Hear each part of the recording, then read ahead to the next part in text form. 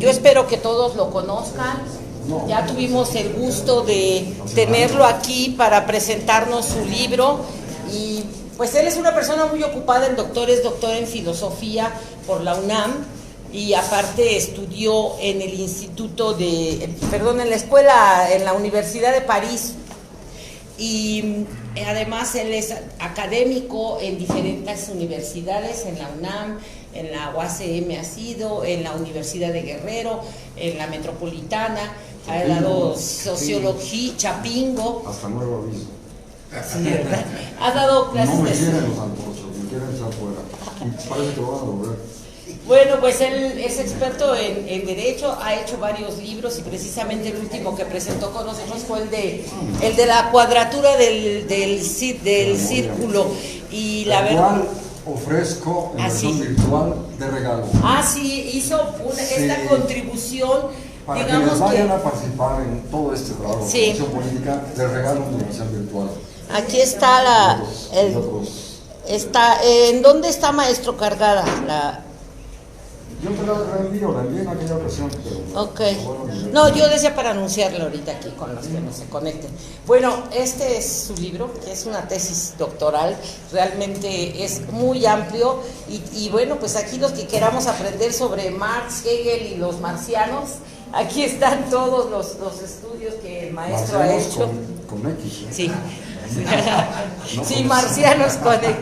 Bueno, y pues el día de hoy él muy generosamente se ha propuesto para que platicáramos aquí en Brújula sobre los asuntos precisamente de ir haciendo revisiones de Gramsci.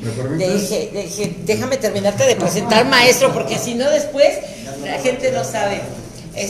Nos hizo favor de invitar, de proponerse hacer aquí el que nos ayudara, nos diera una guía para poder entender un poco más a Gramsci, a Heidegger, a Adorno, todos los Marcuse. Entonces, bueno, nosotros la verdad eso nos gustaría mucho y ojalá que ustedes se apuntaran para que vinieran a estas sesiones.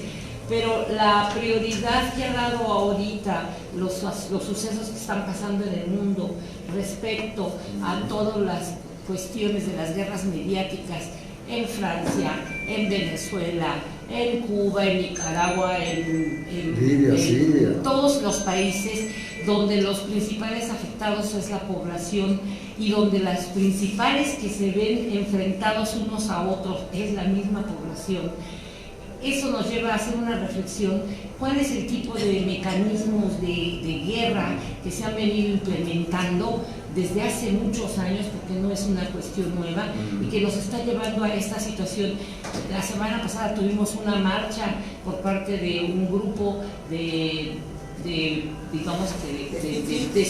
ciudadanos que se quieren manifestar aparentemente en contra de las políticas de un gobierno que recién inicia. Pero la verdad, si ustedes ven todos la carga que viene en sus demandas, es muy superficial y simplemente se limitan a dar calificativos. Y eso yo creo que lo tenemos que eliminar de nuestro vocabulario, especialmente la gente que nos sentimos de izquierda, progresistas, llamémonos como se quieran llamar. Tenemos que usar argumentos, encabezar discusiones entre todos con argumentos para convencernos y para dialogar y no solamente para descalificar, que es parte de esta guerra mediática. Entonces el doctor Félix, que es es muy ávido seguidor e investigador de todo lo que está pasando en este aspecto a nivel mundial con el neoliberalismo, nos ha venido recomendando una serie de lecturas que yo luego se las reenvío y que ahora afortunadamente él también las envía, porque por ahí tenemos un grupo de correos electrónicos y ahí él envía las diferentes publicaciones para que nosotros las podamos compartir. Nos ha recomendado una serie de lecturas y de videos de gente como él, analistas que están dando seguimiento a esto. Y entonces, pues por eso fue que cambiamos la temática del día de hoy para no irnos a la parte un tanto más de mayor teoría, sino irnos directamente a bajar esa teoría a lo que está pasando actualmente. Y quién mejor que Félix, que es un conocedor de estos aspectos, para que nos encamine en estos análisis. Entonces yo les pido a ustedes que le demos la bienvenida y que, bueno, pues le hagamos una plática que ojalá sea también muy interactiva, donde todos también expresen todas las preocupaciones que tienen y la interpretación propia para poder ir creciendo juntos. Muchas gracias, Félix, por estar aquí. Hola, primero para romper el hielo, me llamo Félix, llámenme así, la comunicación pasa más fácilmente cuando se abre un ambiente amistoso, ¿no? Y requerimos, Aristóteles decía, más o menos, que la auténtica política es una relación de amistad y nosotros queremos hacer auténtica política porque hemos visto fracasos en México. Bueno, se me antojaba traer una botella de tequila para festejar algo, mezcal. 30 años, pero ya es su defunción, hay que celebrarlo. Los del PRD, hay que celebrar su defunción. Mi madre me enseñó a no desearle cosas malas a la gente, y ellos no necesitaron mis malos deseos, solitos fabricaron su letrina y solitos se ahogaron en la misma. Se lo merecen, hay que aplaudir que aunque son tan cínicos que andan ya pestilentes, aguzanados y dicen que van a seguir el chucho. No acaban de entender y vamos, habría que contradecir a Laura, fue ella la que me engatusó a venir, ¿no? Ya no pude de lo que sigo diciendo. Ya la sé. Aprovecho estas redes, pirateo las redes que puedo y cuando veo información importante las envío porque necesitamos, yo celebré la ocasión anterior y se lo dije a Laura antier o anteantier que hablamos, el nombre que se han dado ustedes es excelente, brújula. Ayer comentaba por ahí con un grupo de colegas profesores de una prepa en Escobarco y me invitaron a discutir Gramsci, entre otras cosas. Yo les decía, es que una brújula no nos dice tienes que venir. Una brújula nos dice, aquí están los puntos cardinales y a ver a dónde vas, toma tus decisiones y que te vaya bien. Y sabemos lo que significaban las brújulas en la navegación y que permitieron venir a Colón y a los Magallanes y a nosotros hacer lo que hicieron y al Américo y antes a los árabes y a los chinos. Entonces hoy necesitamos una brújula. Por ahí en el mundo están tratando de construir brújulas y nosotros andamos en Abadia, en México. Los franceses, yo les estuve enviando los días pasados y cada vez, yo he estado observando desde noviembre qué pasa allá y buscando algunos de los mejores videos, algunos que traducen, y bueno, en España hicieron el favor de traducir algo, y luego mesas redondas de intelectuales, periodistas, filósofos y cosas similares de ellos que se reúnen a discutir qué está pasando.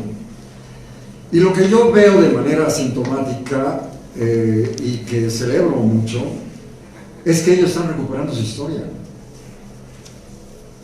Liberté, égalité, fraternité, lo están redescubriendo que esas grandes consignas hoy son plenamente vigentes. Y las últimas semanas se están acordando de que hicieron una revolución y están hablando de revolución.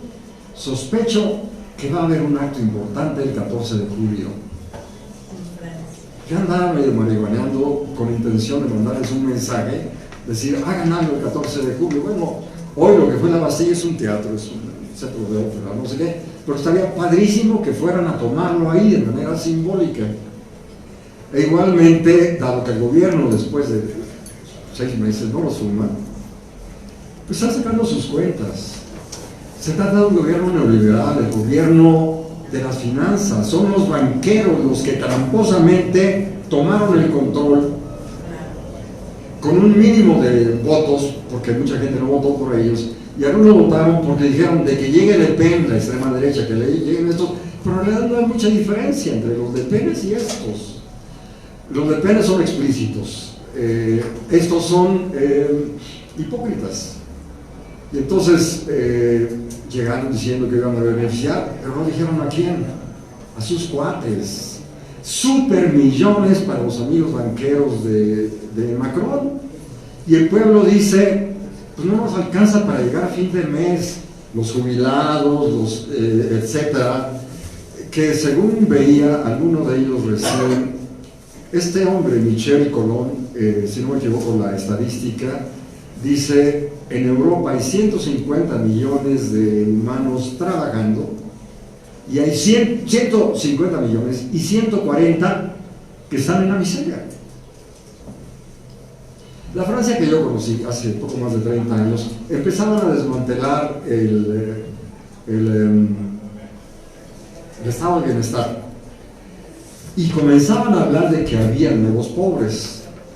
Nosotros los latinos, había alguna mexicana que decía, jodidos pero en París. Pues, estamos jodidos porque estamos en París, puedes comprar libros, ir a la academia y estas cosas. Pero hoy los jodidos franceses están más jodidos que nosotros, ¿no? No les alcanza para llegar a fin de mes y lo dicen. Y se fueron encontrando en las movilizaciones y de pronto, son los vecinos, tampoco te alcanza.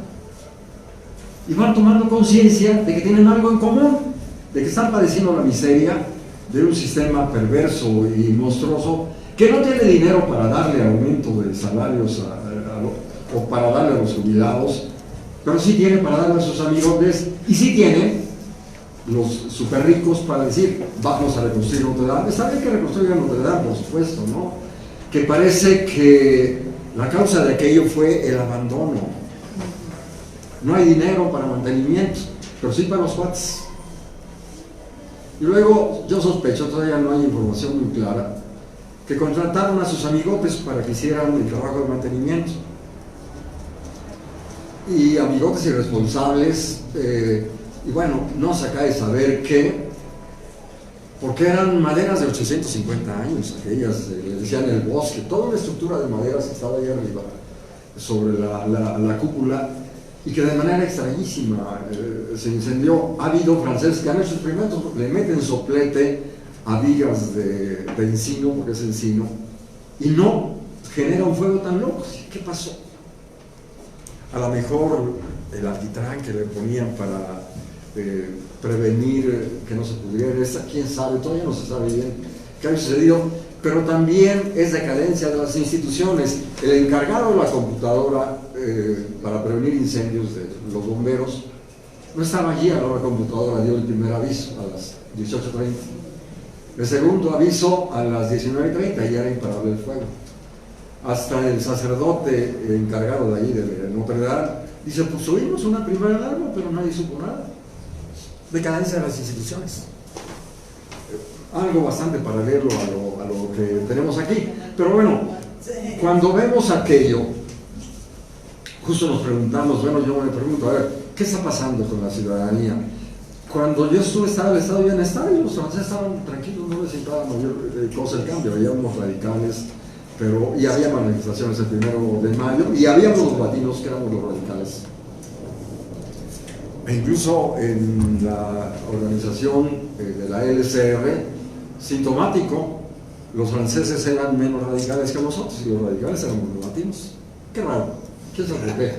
Si te ríes es porque adivinas por qué.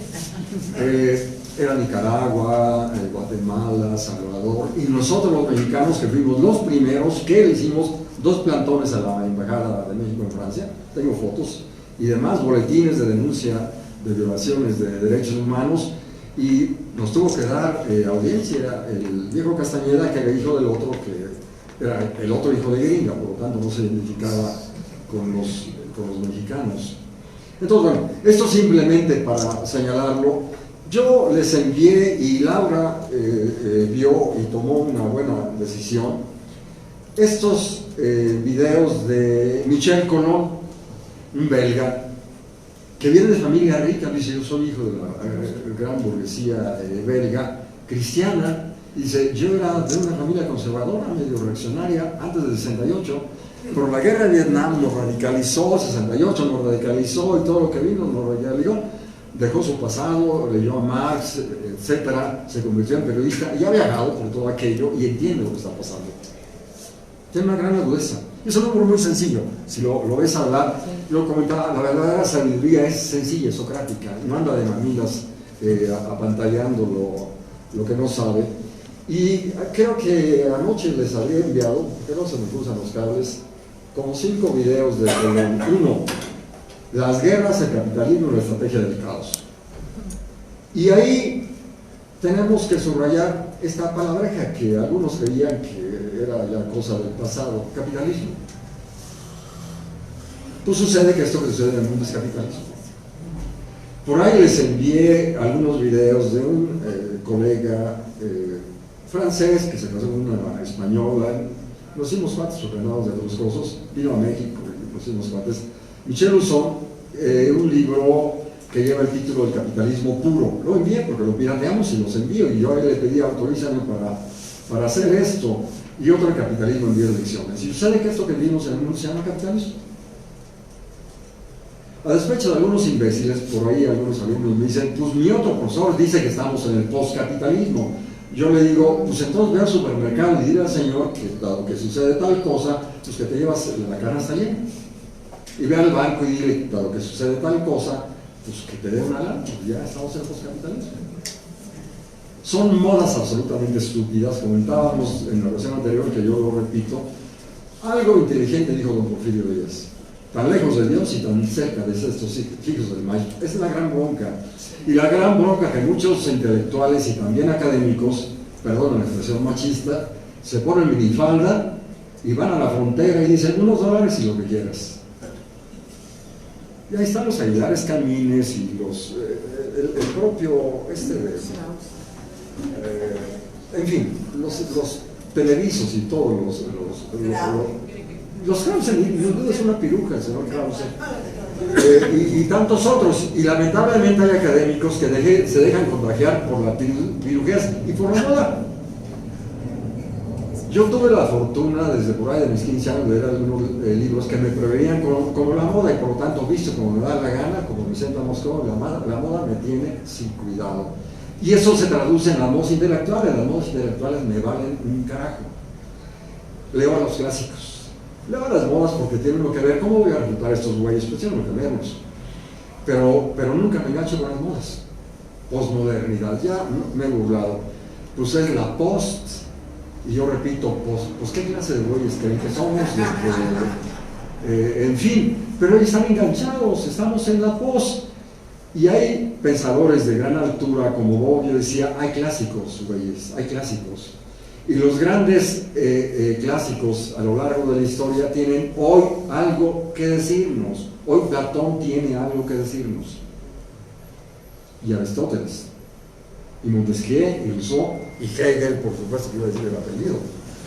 Y por supuesto que Marx, a quien ciertamente hay que pasar por la báscula de la crítica. Pero bueno, esta cuestión del capitalismo hay que tenerla clara. Todo lo que está sucediendo en el mundo es la lógica del capital, la acumulación del capital, la tendencia creciente de la tasa de ganancia y de la composición orgánica del capital. Y bueno, encuentran libros clásicos, la obra de Mandel, que encuentran en internet, la introducción a la teoría económica, etc. Y eso sigue vigente, eso no ha dejado de funcionar. Claro, Rusia, que fue capitalismo de Estado, ese fue socialismo. Nunca ha habido socialismo en el mundo. Apenas son esbozos. Allá en Venezuela tienen algún proyecto muy interesante. China tampoco. Eso hoy es capitalismo de Estado. Y Rusia, capitalismo mafioso. Evidentemente, Cuba, un ensayo prometedor. Yo deseo que los cubanos puedan consolidar su proyecto. Pero bueno, toda esta cuestión de la estrategia del caos es una estrategia de capital. ¿Cómo dominar al mundo? A río revuelto, pues generamos caos. Y lo que muestra tanto Colón como Meyssan es que hay estrategias deliberadas de los gringos ingleses de generar caos. Lo que querían es destruir Libia para joderles el petróleo. Y vamos, ahí el señor Gaddafi se dejó engatusar. Y el tipo aquel, Sarkozy, le dice, vamos a ponernos de acuerdo, sí, manda tus dineros al banco, sí, órale, apóyame con una lana para mi campaña, sí, y luego lo traicionó.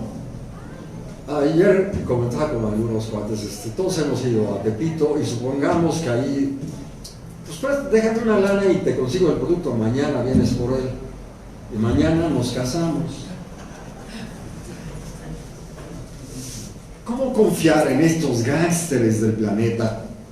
Y te prometen que no te van a joder, y al día siguiente te joden a Gaddafi y a tantos otros. Entonces hay una estrategia absolutamente perversa, absolutamente cínica, y se expresa en toda esta estrategia de la guerra, pero es la guerra mediática.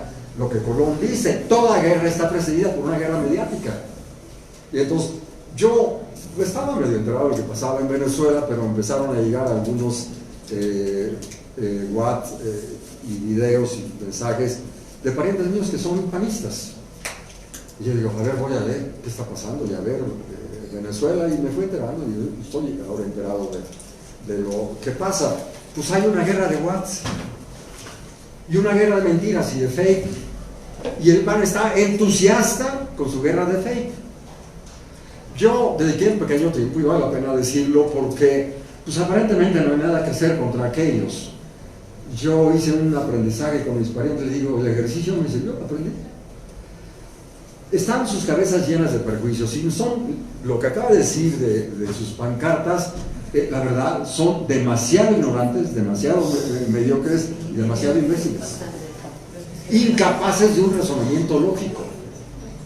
Bueno, pequeña pista, que yo le estuve dando a esos güeyes muchas cosas. Ahí les va Aristóteles, ahí les va Spinoza, ahí les va Platón, clic, clic. El diccionario de política de Bobbio está en virtual, son 3 tabiques, están en virtual. Dictadura, a ver, güey, ¿qué entiendes por dictadura?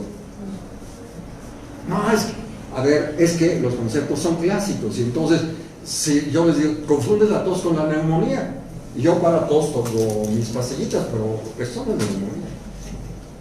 Y un buen médico, acá me amigo para otra cosa, y traía yo hinchazón de piernas, y por posiciones, y bueno, por exceso de sal, y me dice, posiblemente tenga usted bradicardia, y va a tener que ponerse un marcapaso. Le hablo a un cuate médico viejo que va a hablar de hermano, y me dice, mándalos al carajo, son una obra de güeyes, traen los estudios, no, o sea, y yo digo, no tengo todos los síntomas, y el médico dice, marcapasos. Es una lana, ¿no? Marcapasos, ¿no? Lo del asunto. Entonces, bueno, a mis parientes les decía, es que el médico necesita un diccionario para ver si es SIDA o si es una roncha, cualquiera. Y cualquier otra cosa. Todos hemos ido con los médicos y sabemos, yo ahora con el médico fui, informo, tengo esto y lo otro, tal, y vi en internet esto y lo otro, yo vea cómo la ve, ya me dio una astuta y al final me dio el susto, y le hablo a mi cuate y dice, vamos al carajo, somos cabrones esos médicos mañosos, etc. En política necesitamos conceptos. Para hacer un diagnóstico necesitamos conceptos. Si se trata de dictadura o democracia, necesitamos conceptos. Morena, democracia, pues prometen, pero hasta la hora no cumplen. Sospecho que no tienen la menor idea de lo que significa esa palabra. Y por lo tanto, que somos nosotros los que tenemos que exigirles consecuencia. Vale la pena ahí otra ilustración, quizá porque lo comento con alguna frecuencia. Cuando AMLO llamó aquel tiempo, hace 13 años, a una convención con cuates de la ENA y otros más historiadores, yo les propuse, hagamos una mesa redonda sobre las convenciones. La gringa, la francesa, la de Aguascalientes, y órale, ¿qué es una convención? Hicimos un documento, se lo enviamos a AMLO, decíamos, una convención tiene que consistir en que el pueblo se reúne y discute sus problemas, propone soluciones, se organiza y participa conjuntamente para resolverlos. Esa es una convención. AMLO dice, levanten la mano, ni mi esposa ni yo levantamos la mano, eso no es una convención, no manches, no nos vengas con cuentos. Pues el líder tiene una enorme confusión en la cabeza, y un líder que tiene confusión, pues no puede llevarlo muy lejos. Ayer refería, yo no sé si en la otra ocasión, pero no me salen las anécdotas. Hace 2 años y medio fui a visitar a mis hermanas mayores en Baja California, y una, 9 años mayor que yo, me platicaba que cuando llegó allá a Santo Domingo, Constitución, que era desierto prácticamente, supo de unos campesinos indígenas oaxaqueños que lo llevaron para cosechar algodón. Y estos hombres 3 dijeron, no nos gusta el salario, vámonos. Si estás en Oaxaca, dices, vámonos, Y hay caminos, hay arroyos, hay montañas, y preguntas y encuentras tortillas y todo lo que saben que sucede en Oaxaca. Pero está en el desierto, no hay nada de eso. Y ni brújula llevaban, y ni siquiera un cuchillo. Cuando yo vivía allá, un hermano mayor había aprendido algo, me enseñó, es que cuando vas al monte tienes que dar un cuchillo, porque si no tienes agua que beber, abres una biznaga y eso es agua. Pero los oaxaqueños no sabían eso. Y entonces, de 3 oaxaqueños que se fueron, uno llegó enloquecido a la carretera y los otros se convirtieron en cadáver porque no tenían brújula. La importancia de la brújula. Y si estamos en alta mar y viene un tempestad y no tienes brújula, pues ya te lo dice, te vas a ahogar. Y si estamos queriendo hacer política y queremos la democracia y queremos la cuarta y no sabemos qué es el Estado, pues es el equivalente a que no hay brújula. Acabas en fracaso.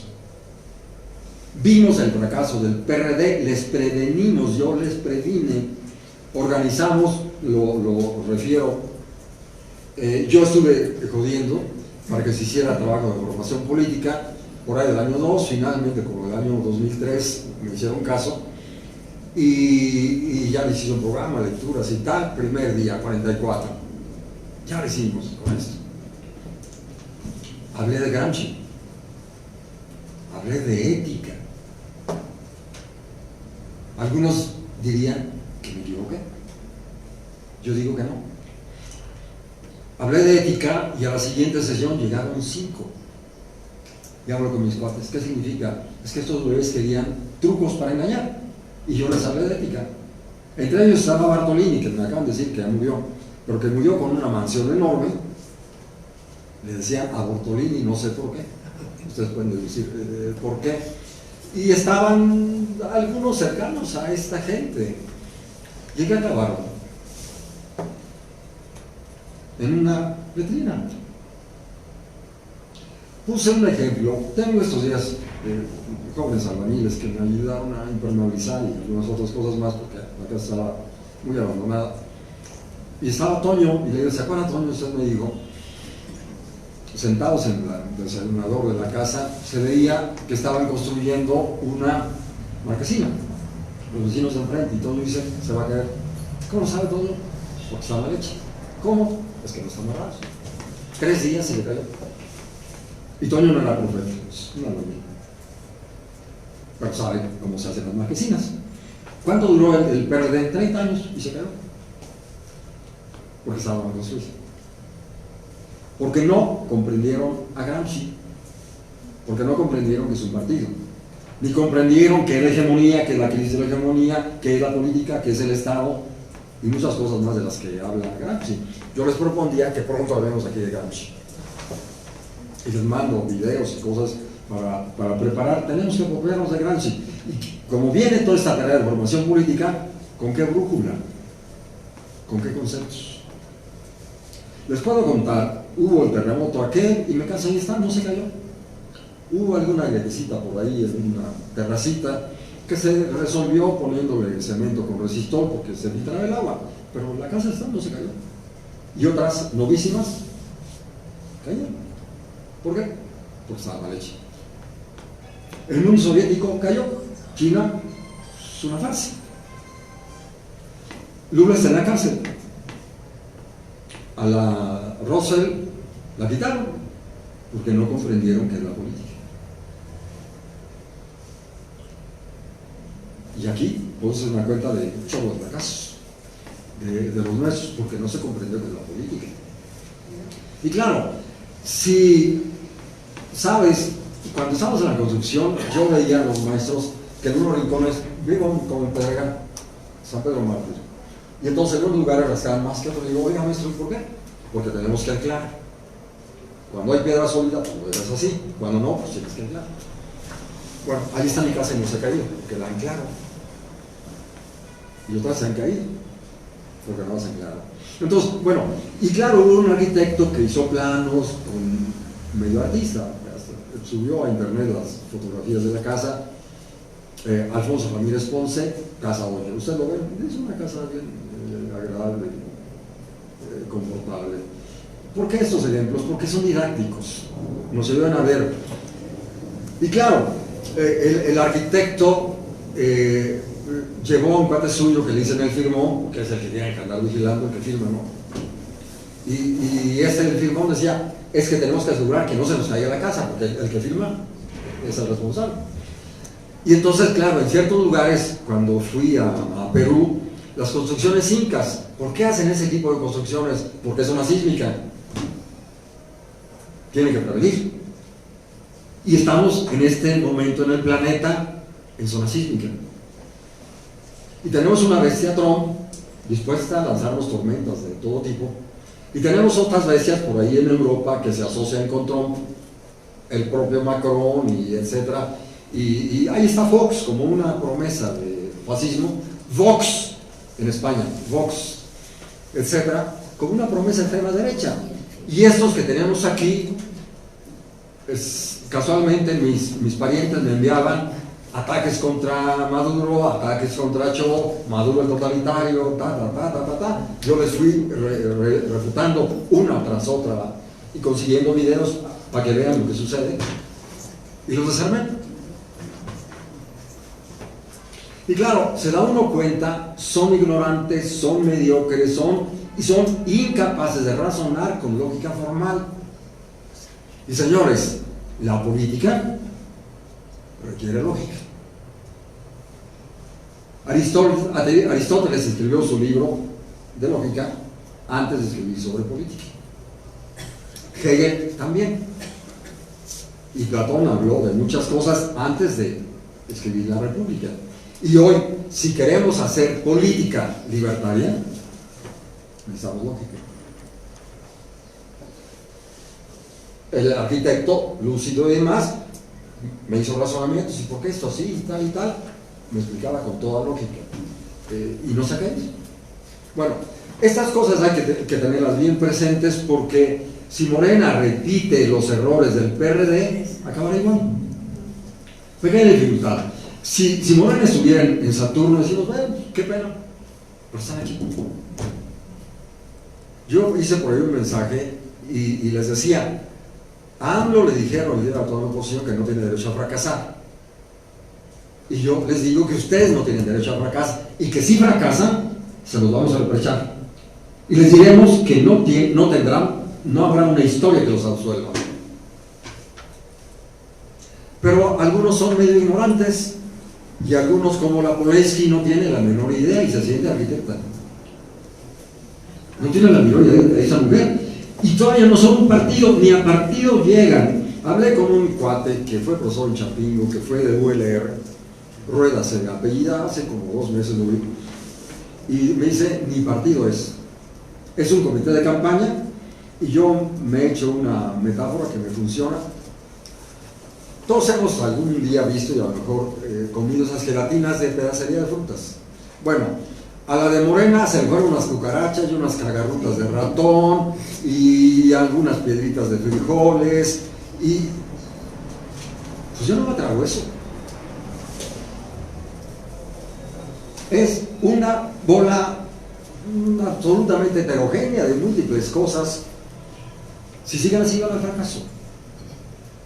Y bueno, y la Polensky no quería soltar la lana para la formación política y el Fisgón tuvo que presionar una entrevista en proceso y en las redes anduvimos difundiendo información y finalmente le dijeron que sí, pero quién sabe hasta dónde le dejen llegar.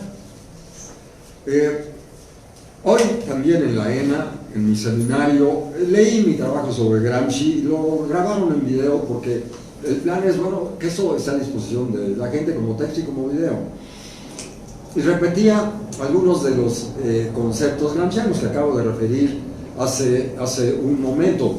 Pues la política requiere conceptos y Gramsci previene contra la burocracia y dice, la burocracia es la fuerza constitucionaria más conservadora. Cuando la burocracia se impone, genera sus propios intereses y lleva a los partidos al fracaso. PRD, que puede ser lo mismo que Morena. Y entonces, ¿qué hacer frente a todo esto? Continuar con la brújula y multiplicar las brújulas. Hay que clonar las brújulas en toda la ciudad y en todo el país. Y les voy a sugerir algo. Yo pirateo directorios de correos electrónicos. Entonces me mandan un mensaje de la universidad, la pirateo y empiezo a bombardear videos y correos. La otra universidad, pum, pum. A Laura le pirateé su lista, y lo mismo a Margaret le pirateo. Llegó también un mensaje de la Margaret. Pues tenemos que asegurar que dentro de no mucho tiempo tengamos una red nacional. Sé que Enrique Dussel tiene una red, pero Enrique Dussel es sumamente celoso y un poco mezquino. Y en política la mezquindad lleva al fracaso. Pero ¿cómo son los operadores? Los operadores, los muchachitos operadores pero también tiene algo de mezquino el señor Dussel. Lo he compartido en la academia y lo he visto. Guillermo Almeida dice que se llama Enrique Dios Él. Yo tuve que ir algún día a su casa a leer porque fue uno de mis lectores, y me pasó a su biblioteca, y sucede que el hombre en sus libreros tiene sus fotografías. Yo en la biblioteca no tengo mis fotografías, mis gafetes o estas cosas de los congresos los tengo en el cajón del escritorio. Dussel se adora a sí mismo, y cuando uno se autodedifica deja de ser crítico. Yo les dije en la ocasión anterior y hoy también, a mí no me molestan las críticas porque las críticas me hacen crecer. Y veía que creo que este tal Colón refería, y entrevisté a Chávez, y Chávez es una esponja. El verdadero político necesita unas orejas de elefante. Hizo sus libros de 7 pecados. Los 7 pecados, que es un libro excelente. El verdadero político necesita orejas de elefante. Escuchar, escuchar, escuchar, escuchar. Y AMLO tiene orejas de ratón. Quienes han colaborado con él dicen que no escucha. No puede llegar muy lejos a que no escuche. Oímos a los abuelos que el que no oye consejo. Tener razón los abuelos, por supuesto. La política, desde que se inventó, requiere e implica, nos escuchamos, conversamos, nos tomamos en serio, argumentamos, corrijo lo que ustedes me digan, etcétera, nos ponemos de acuerdo. Eso es la política. Cuando no se oye, no se puede hacer política. Sobre todo, no podemos construir la libertad si no aprendemos a escucharnos, porque construir un mundo de libertad requiere de que todos seamos capaces de escucharnos.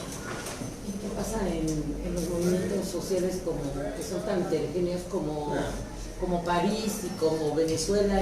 Están aprendiendo los franceses, es el pueblo. El pueblo que tuvo alguna vez estado de bienestar y que tiene en su historia esa memoria. Nosotros hicimos la revolución, mis abuelos. Bueno, ahí podríamos referirnos. Y hay un embate también contra la memoria histórica. Ustedes oyeron hablar todo esto de revisionismo histórico. Furet, no sé qué, François Furet, la pinche revolución francesa, es una tomada de pelo. Pero igual aquí, el otro del mito de la revolución mexicana.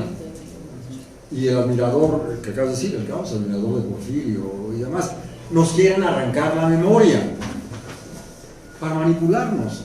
Y a la muchachada la tienen embobada con sus aparatejos, y sus héroes son los gringos. Y Zapata para ellos no significa nada, para nosotros sí. Yo oía a los campesinos que anduvieron con el zapatismo en la cosa de Guerrero, y ellos me enseñaron lo que fue el zapatismo y la reforma agraria. Claro, Adolfo Gil también y demás. Entonces, sin duda, la memoria histórica es una herramienta fundamentalísima para la transformación. Un pueblo que pierde la memoria pierde su brújula.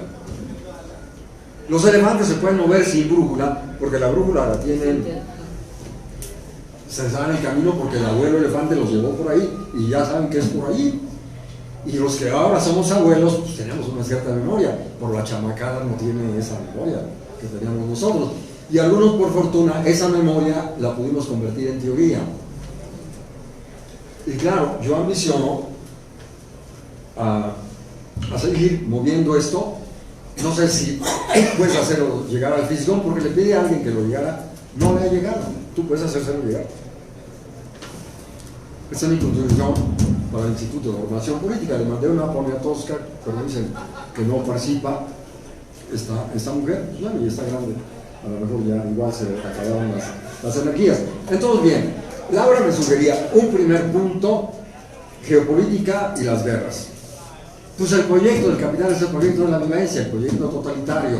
Lo están deduciendo estos dos, tanto Meisón como Colón. Hay un proyecto totalitario en el capital. El capital ya no está dispuesto a darnos democracia. Quieren todo el pastel para ellos. Lo mismo, acabo de ver, ya en la UNAM hay colegas que están manejando presupuesto para traer a este muchacho italiano, Diego Fusaro. Hay que explotarlo cuando venga. Hay que llevarlo a universidades y donde se pueda. Ya me había dicho que sí, ya a mis cuates les dije, pues ustedes saquen la lana para tal cosa, hay que traerlo. Este muchacho, Diego Fusaro, dice lo mismo: hay un proyecto totalitario. Y cuando vemos lo que pasa en Venezuela, y cuando vemos lo que hacen los panistas, yo me anduve burlando a mis parientes, desafiándolos con preguntas medio socráticas. ¿Están ustedes ligados a las redes de los fascistas? ¿Están ligados ustedes a las redes del Yunque? ¿Están ligados a las redes de los halcones gringos? ¿O de qué se trata?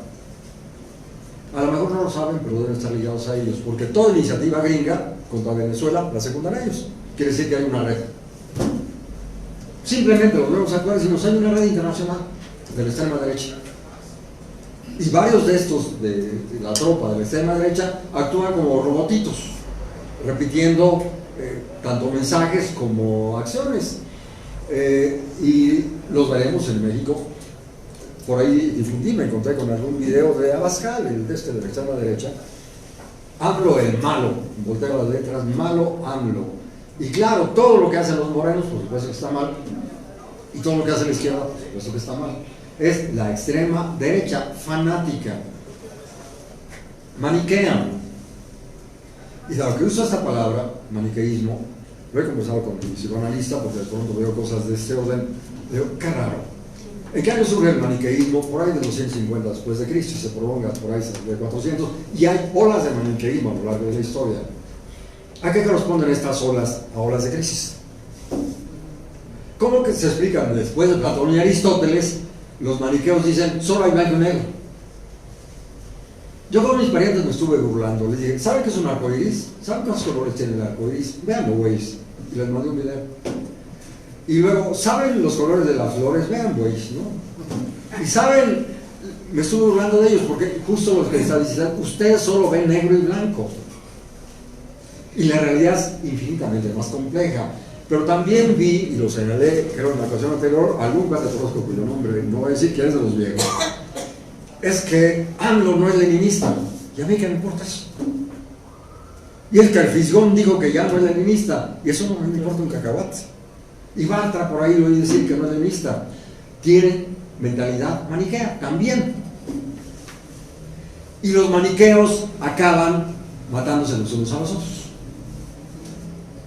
Por ahí del año como que 600 después de Cristo, en Estambul, bueno, Constantinopla en ese tiempo se llamaba, vienen las olas de maniqueísmo, y al carajo tus dioses, tus ídolos y demás, y vamos a tirar iglesias y demás. Es parte de la rebeldía de los pueblos ignorantes que no tienen mucho refinamiento, y dicen: al carajo los poderosos con todo y su arte y demás. Pero Gramsci nos diría, retomando a Platón, es que la verdadera política implica un proyecto superior de cultura y civilidad. Quienes queremos la libertad tenemos que construir un proyecto atractivo también para los jóvenes. No de vamos a matarnos los unos a los otros, sino vamos a construir la bonita frase de los zapatistas, un mundo en el que quepan todos los mundos. Que el líder fue inconsecuente, el vocero fue bastante inconsecuente, o es bastante inconsecuente, porque también se le sudó la borrachera al vocero aquel. Entonces, ¿por qué hay necesidad de subrayar esto? Porque veo algo que me alarma en las redes de los youtuberos. Apenas la Dresser hizo una crítica: y vieja, es una lesbiana, esa cabrona, tal. Y apenas la Aristegui usó el pétalo de una rosa: es que esa Aristegui es una traidora. ¿Qué tienen en la cabeza los youtuberos? Pues muy poca materia gris. Tendrán buenas intenciones, pero no tienen teoría. Yo intenté con uno y otro, les metí algún video y algo, te digo, oye muchachos, ponte a estudiar sobre tal y tal cosa. Ahí tenemos una tarea muy importante, compañeros. Nosotros, los mayorcitos. Yo espero que seamos capaces de comunicarnos en un momento con los youtuberos y decirle, oigan, pues vamos a discutir. Porque así no. Esos youtuberos fanáticos están cultivando fanatismo que va a acabar en violencia. Yo escucho a Aristegui y digo, lo sé bien. Crítica, pues que esperaban que nos íbamos a arrodillar. Pueden no discutir, me dicen que es muy ególatra la Dresser, pero no es imbécil. Y por supuesto que Aguayo y por supuesto que Meyer están haciendo un excelente papel. Y no se arrodillan. Yo tampoco me arrodillo. Entonces vemos errores, hay que decirle, bueno, yo pongo un ejemplo, ahora que están los maestros, oiga maestro, esto no hay que hacerlo mejor así, ¿no? Yo digo, maestro, lo que usted quiera. No, el que paga manda, y nosotros que somos los ciudadanos somos los que pagamos impuestos, acabo de pagar impuestos, y una buena lana, pues el que paga manda. Y entonces decir, yo escuché, no es broma esto, un cuate profesor del CCH, creo que el de Oriente, en alguna reunión en mi casa, que había ahí jaleos, y les dije, vengan a casa a discutir. Dice, yo creo en algo. Pues yo creí en la Guadalupana, pero ya no. Si se ríen es que entendieron. No se trata de creer en el dirigente, al dirigente hay que ponerlo a prueba cada día. Como cuando andamos noviando hay que poner en prueba cada día, ¿sí o no? Y ya, si realmente la o él pasa la prueba, pues ahora vamos a vivir juntos. Pero no lo borras. En política lo peor que podemos hacer es enamorarnos. Hubo enamorados de Cuauhtémoc Cárdenas. Incluso algunos escritores de la jornada, muy lúcidos, etcétera, que cuando empezamos a criticar las consecuencias de Cárdenas del año 6, me dejaron de hablar porque estaba criticando a Dios. No, la política libertaria tiene que ser crítica, no puede dejar de ser crítica porque deja de ser libertaria. Deja de ser política y se convierte en secta. Tenemos que prevenir todo eso. Entonces, bueno, decíamos, geopolítica, vemos todo esto, el proyecto del imperio, y vieron los títulos de los videos. Estados Unidos busca evitar la organización popular. Pues sospecho que también Morena no quiere una organización independiente del pueblo. Y debe haber algunos otros líderes, vamos, el gran líder no quiere organizaciones independientes, quiere organizaciones que obedezcan. Por eso yo me entré ahí. Quiero que sean mis representantes. A mí no me interesa ser representante. A lo mejor, no, ya a estas alturas se me fue, me da pereza. O sea, alguna vez dije, pues sí, estaría bien ser un Robespierre o un Danton, no, eso ya se me fue, ya no se va a dar. Y ahora a los muchachos mayores nos toca lo que a los elefantes, decirles, miren chamacos, ese es el camino. Bueno, entonces vemos esto. El Pentágono planifica las guerras para dividir al mundo. Falso, perfectamente real. La invasión sudamericana, el excepcionalismo de Estados Unidos, o sea, pueden someter a juicio a cualquiera, pero no a los soldados gringos. Pues, ¿qué nos divinizó? Assange al bote, y falta que lo fusilen en Estados Unidos. ¿Cuál fue su delito? Encuerarnos. Yo aplaudo a Assange, por supuesto. Necesitamos multiplicar los Assange y multiplicar los hackers que sean capaces de darnos la información clandestina que tienen aquellos. Pero para eso necesitamos seguir impulsando el pensamiento crítico. Arrodillarse frente a nadie. Pero ¿cómo lo impulsas? Bueno, esto que están y se trata del PRI, y se trata del PRI que se quedó, ahí están los chuchos, en los cromosomas. Se pusieron camiseta amarilla y nunca dejaron de ser priista, Graco y todos ellos, nunca dejaron de ser priista. Como otros, los del PC, que uno los ve por ahí. Luego hace bien su debate con los panistas. Pero de ahí a que pueda ser un dirigente de un proyecto de libertad, lo dudo, porque viene del PC. Y seguimos viendo es que cuando tienes ya todo tu chip pescado, estalinista, pues eres un robot que siempre vas a actuar de la misma manera. Ya hablé en la ocasión anterior de los peces frente al 132 y demás. Con esa gente no hay nada que hacer, porque te van a traicionar. Porque no comprenden qué es la política, porque siguen siendo leninistas y afirman que la política es economía concentrada. Gramsci dice, no sean las cosas al revés, la economía es política cristalizada, todo es político, dice Gramsci. Tomando a Rousseau, todo nos remite a la polis. Entonces la economía es también política. Los estalinos y estos leninistas dicen que la política es economía concentrada, por lo tanto todo se queda en interés, y entonces lo único que importa son los intereses. Gramsci dice no, hegemonía, un proyecto superior de cultura y civilidad. Gramsci dice ética. El concepto de Gramsci es enormemente más rico que el de Lenin. ¿Por qué? Lo he conversado con Guillermo Almeida, con Francisco Peñón y otros que se formaron o vivieron en Italia, porque los italianos tienen 2000 más 700, hagan sus cuentas, y de pensar la política, Polidio, Cicerón, 2000 y pico, más Maquiavelo, el propio Tomás de Aquino, que no era ningún tonto cuando reflexionaba sobre las cosas de la política, y de ahí para acá Benedetto Croce, Gramsci. Entonces los italianos son muy picudos en política porque lo tienen en su propia historia cultural, es su capital cultural, como son muy buenos para cantar ópera. O sea, los Pavarotti y demás no se fabrican en Chiconcuac, ni en Rusia. Pero hay unos en México que se... Hay algunos en México que sí, pero no en Chiconcuac, es Chiconcuac. Eso, lo que quiero justamente es señalar, Gramsci como producto histórico se da en un lugar donde hay condiciones de siglos de pensamiento político, de laboratorio, y hoy siguen siendo muy picudos. Ese muchacho, Diego Fusaro, picudísimo el muchacho, realmente muy respetable. Yo mencionaría clonar a varios muchachos como él aquí en México, porque necesitamos prepararlos para el debate. Bueno, ahí tienen estos videos que son muy certeros, pero dice también Thierry Meyssan, el comienzo del fin del imperio de Estados Unidos. Ya está. Tuve un alumno en un posgrado puertorriquense, Johnny, creo que Ledesma se apellidaba, y decía, conozco el imperio, he viajado, la gente está hasta la madre de todo aquello, y van a reventar. Pero agregada, la pequeña dificultad es que cuando una bestia revienta, avienta sangre y mierda por todos lados, y parece que es el riesgo. Perfectamente vigentes. Vean lo que han hecho frente a Venezuela. Preguntemos de una vez. Pero antes de la pregunta, les doy una anécdota. Tengo una colega, porque estoy 10 años yendo a dar clase a posgrado a Toluca, y me hice de cuates, y una colega nos platicaba, hace 40 años conoció al experto argentino que hizo todos los proyectos de urbanización de Edomex. El tren, el aeropuerto, las carreteras, estaban planeados hace 40 años. ¿Y la política? ¿Le inventan día tras día?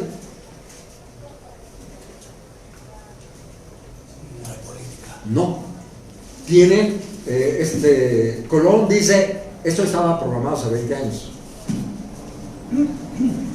¿Y ustedes creen que los gringos dicen, está bien, ya llegó AMLO, déjenlo que haga?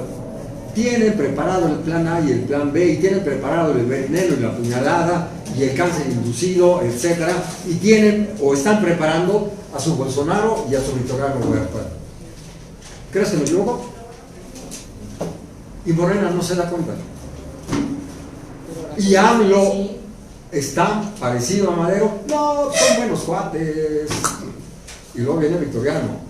Y también le advirtieron a Allende y dicen, no, es el cuate de Pinochet. Hay videos sobre esto, donde los empresarios y militares dicen, lo planeamos desde que llegó Allende, desde entonces estábamos planeando el golpe. Y Allende no se dio cuenta, pues qué ingenuidad. Y AMLO no se da cuenta. Y AMLO, con una buena dosis de ingenuidad, no, pues los militares enemigos del pueblo, sí, pero ¿quién los preparó? Los prepararon Estados Unidos. Ayer me informaba un cuate que me invitó, que sacó una carta cuando tuve la bronca, de apellido Colí, había ahí, le hicieron un homenaje a un profesor que lo asesinaron hace 40 años. ¿Quién fue? Nazar Haro. ¿Quién lo entrenó? Los gringos. ¿En qué los entrenan? En tortura. ¿Y estos militarotes, quién los entrenó? ¿La Madre Teresa? ¿Mao Zedong? ¿Chávez? Son hijos de los gringos, ellos los entrenaron, saben hacer. Y muchos de ellos, como Fox, que ni mexicano era, bueno, como bien sabemos, a ellos los adoctrinan a los militares. Y entonces, claro, el anticomunismo y todo lo demás que bien sabemos y padecimos, bueno, las anécdotas del matadero en Guerrero y otros lugares en la Guerra Fría, las conocen ustedes. Y ahora podemos decir, perdónenme, pero una metáfora que luego ando marihuaneando y digo, a ver, ¿cómo hacerla? Érase que se era una horrible serpiente voraz, puedo decir sanguinaria para que se entienda, y terrible y torturadora. Y un día la Madre Teresa le dio un besito y se convirtió en un hermoso colibrí. ¿Por qué mueve la cabeza como yo? Porque no es posible. O sea, los gringos se volvieron moros y el capitán se volvió bueno. Y los militarotes se van a convertir en unos hermosos canarios. ¿Es absurdo? Sí, es absurdo. Por pura lógica sabemos, hace unos meses metió una serpiente ahí a la casa que ya me había dicho la señora comunidad que había visto por ahí un huevo, sospechamos que había una serpiente y donde la vi. Y de pronto la veo y dije, va a matar a mi gatita. Yo no quería matarla, pero cuando veo está amenazando a mi gatita dije, o gata o serpiente. Pues a mi gatita yo la quiero, pues la defiendo. Le agarré una escoba y la serpiente se murió. Y algo más, etcétera. Luego le preguntó a la señora, una serpiente como un plátano viejo con manchas, son muy venenosos, son de tales y tales. Y por ahí le preguntó a los cuates, porque traía un sentimiento de culpa por haber matado a un animal. Dice, ¿hicieron bien? Bueno, ¿por qué dicen esto? Porque las serpientes no dejan de ser serpientes. Así venga la Madre Teresa a darle su bendición. Y entonces AMLO no se da cuenta con quiénes está estableciendo. Una cosa es que lo diga, tal vez en público, sí no puede pelearse en público con ellos, eso lo entiendo. Pero otra cosa que repite y repita, son buenos, no, ¿para quién los preparó? ¿Para qué los entrenaron? Yo puedo preguntar, ¿quién desoyó al muchacho de Iguala? Porque hacer esa cosa terrible necesita entrenamiento. Los caiviles. En fin, entonces, con esto, como ven, fue un poco con los videos que hoy a la hora de comer dije, a ver cuál les envió tal, ahí los tienen por ahí el sur, la invasión a Sudamérica, el excepcionalismo de Estados Unidos, lo que acabo más o menos en resumen. Bueno, si este es el panorama, segundo tema, ahí están las insurrecciones, que no empezaron ayer, ni empezaron en París. Y entonces en Bolivia dicen, párenle porque el agua es nuestra. Y ponen a Evo Morales y ya lleva ahí un rato. Y ahí está el experimento. Y a veces Evo dice, una carretera, y los pueblos dicen, para tu pinche carretera, no, que no es tu carretera. Bien, yo estoy con el pueblo. Y si Evo se equivoca, hay que decirle, no te equivoques, ¿no? Etcétera. Y bueno, aquí vemos algunas cosas, que si el Tren Maya, que si... Yo digo... Yo voté cuando el aeropuerto, por supuesto, estaba en Poza Rica y voté. Pero ¿quién debe decidir lo del Tren Maya? Ellos, si van a abrir una casa y me van a quitar un pedazo, una calle, y van a poder a quitarme un pedazo de mi casa, que tengo que decidir soy yo. No ustedes, yo no los voy a consultar a ustedes. ¿Quién debe decidir el Tren Maya? Ellos. ¿Quién debe decidir lo del Istmo? Ellos. ¿Quién debe decidir lo de Huesca? Ellos. Y aquí hay una gran confusión. No están muy equivocados cuando dicen consultas Patito. Ha habido consultas Patito. Y nosotros no debemos permitir las consultas Patito. Una consulta tiene que ser informada. Y no lo están haciendo. Está mal. Yo no puedo seguir eso. Ni lo puedo aplaudir. Entonces, bueno, comparamos. Los amarillos, ahí están. 6 meses, están dando su lucha y se van desarrollando. Pero ellos tienen agarraderas. brújulas: liberté, egalité, fraternité, souveraineté, revolución. Tienen dónde agarrarse. Los venezolanos, 20 años, Chávez, hijo del pueblo, por ahí vi videos de su biografía, hijo del pueblo, hijo de profesores y demás, con abuelos medio revolucionarios, medio subversivos, etc. Pues claro, él encarna la rebelión del pueblo. Por eso el pueblo dice: todos somos Chávez. Sí, tienen 20 años de organización. Y Chávez hizo bien su tarea. No es que me obedezcan, sino organícense. Y organizan milicias y no sé cuánto. Por eso han resistido. Yo estuve siguiendo también como tenor, a ver si no se imponen los Guaidós. Resistieron. Que la ayuda humanitaria lo hicieron limpia, excelente, lo hicieron los venezolanos. Quedaron en ridículo los otros. Tienen organización. Imagínense si le hacen a AMLO mañana lo mismo que a Maduro. Se caen. Porque no hay organización. Morena es un conglomerado de individuos ahí que quieren ser burócratas, yo no sé qué quieren, pero no hay organización, ni hay un vínculo realmente con el pueblo. Y si no hay esa organización del pueblo, autónoma, en cada barrio, en cada pueblo, en cada región, en cada ranchería, en cada comunidad, si no hay eso, no vamos a resistir. Esta es a largo plazo, sí. Hay que curarse del priismo que nos inocularon, por supuesto. Pero la medicina para el priismo es la filosofía y la teoría. Ya refería, creo, en la ocasión anterior, una frase de Marcuse que dice: para construir la libertad necesitamos ser libres.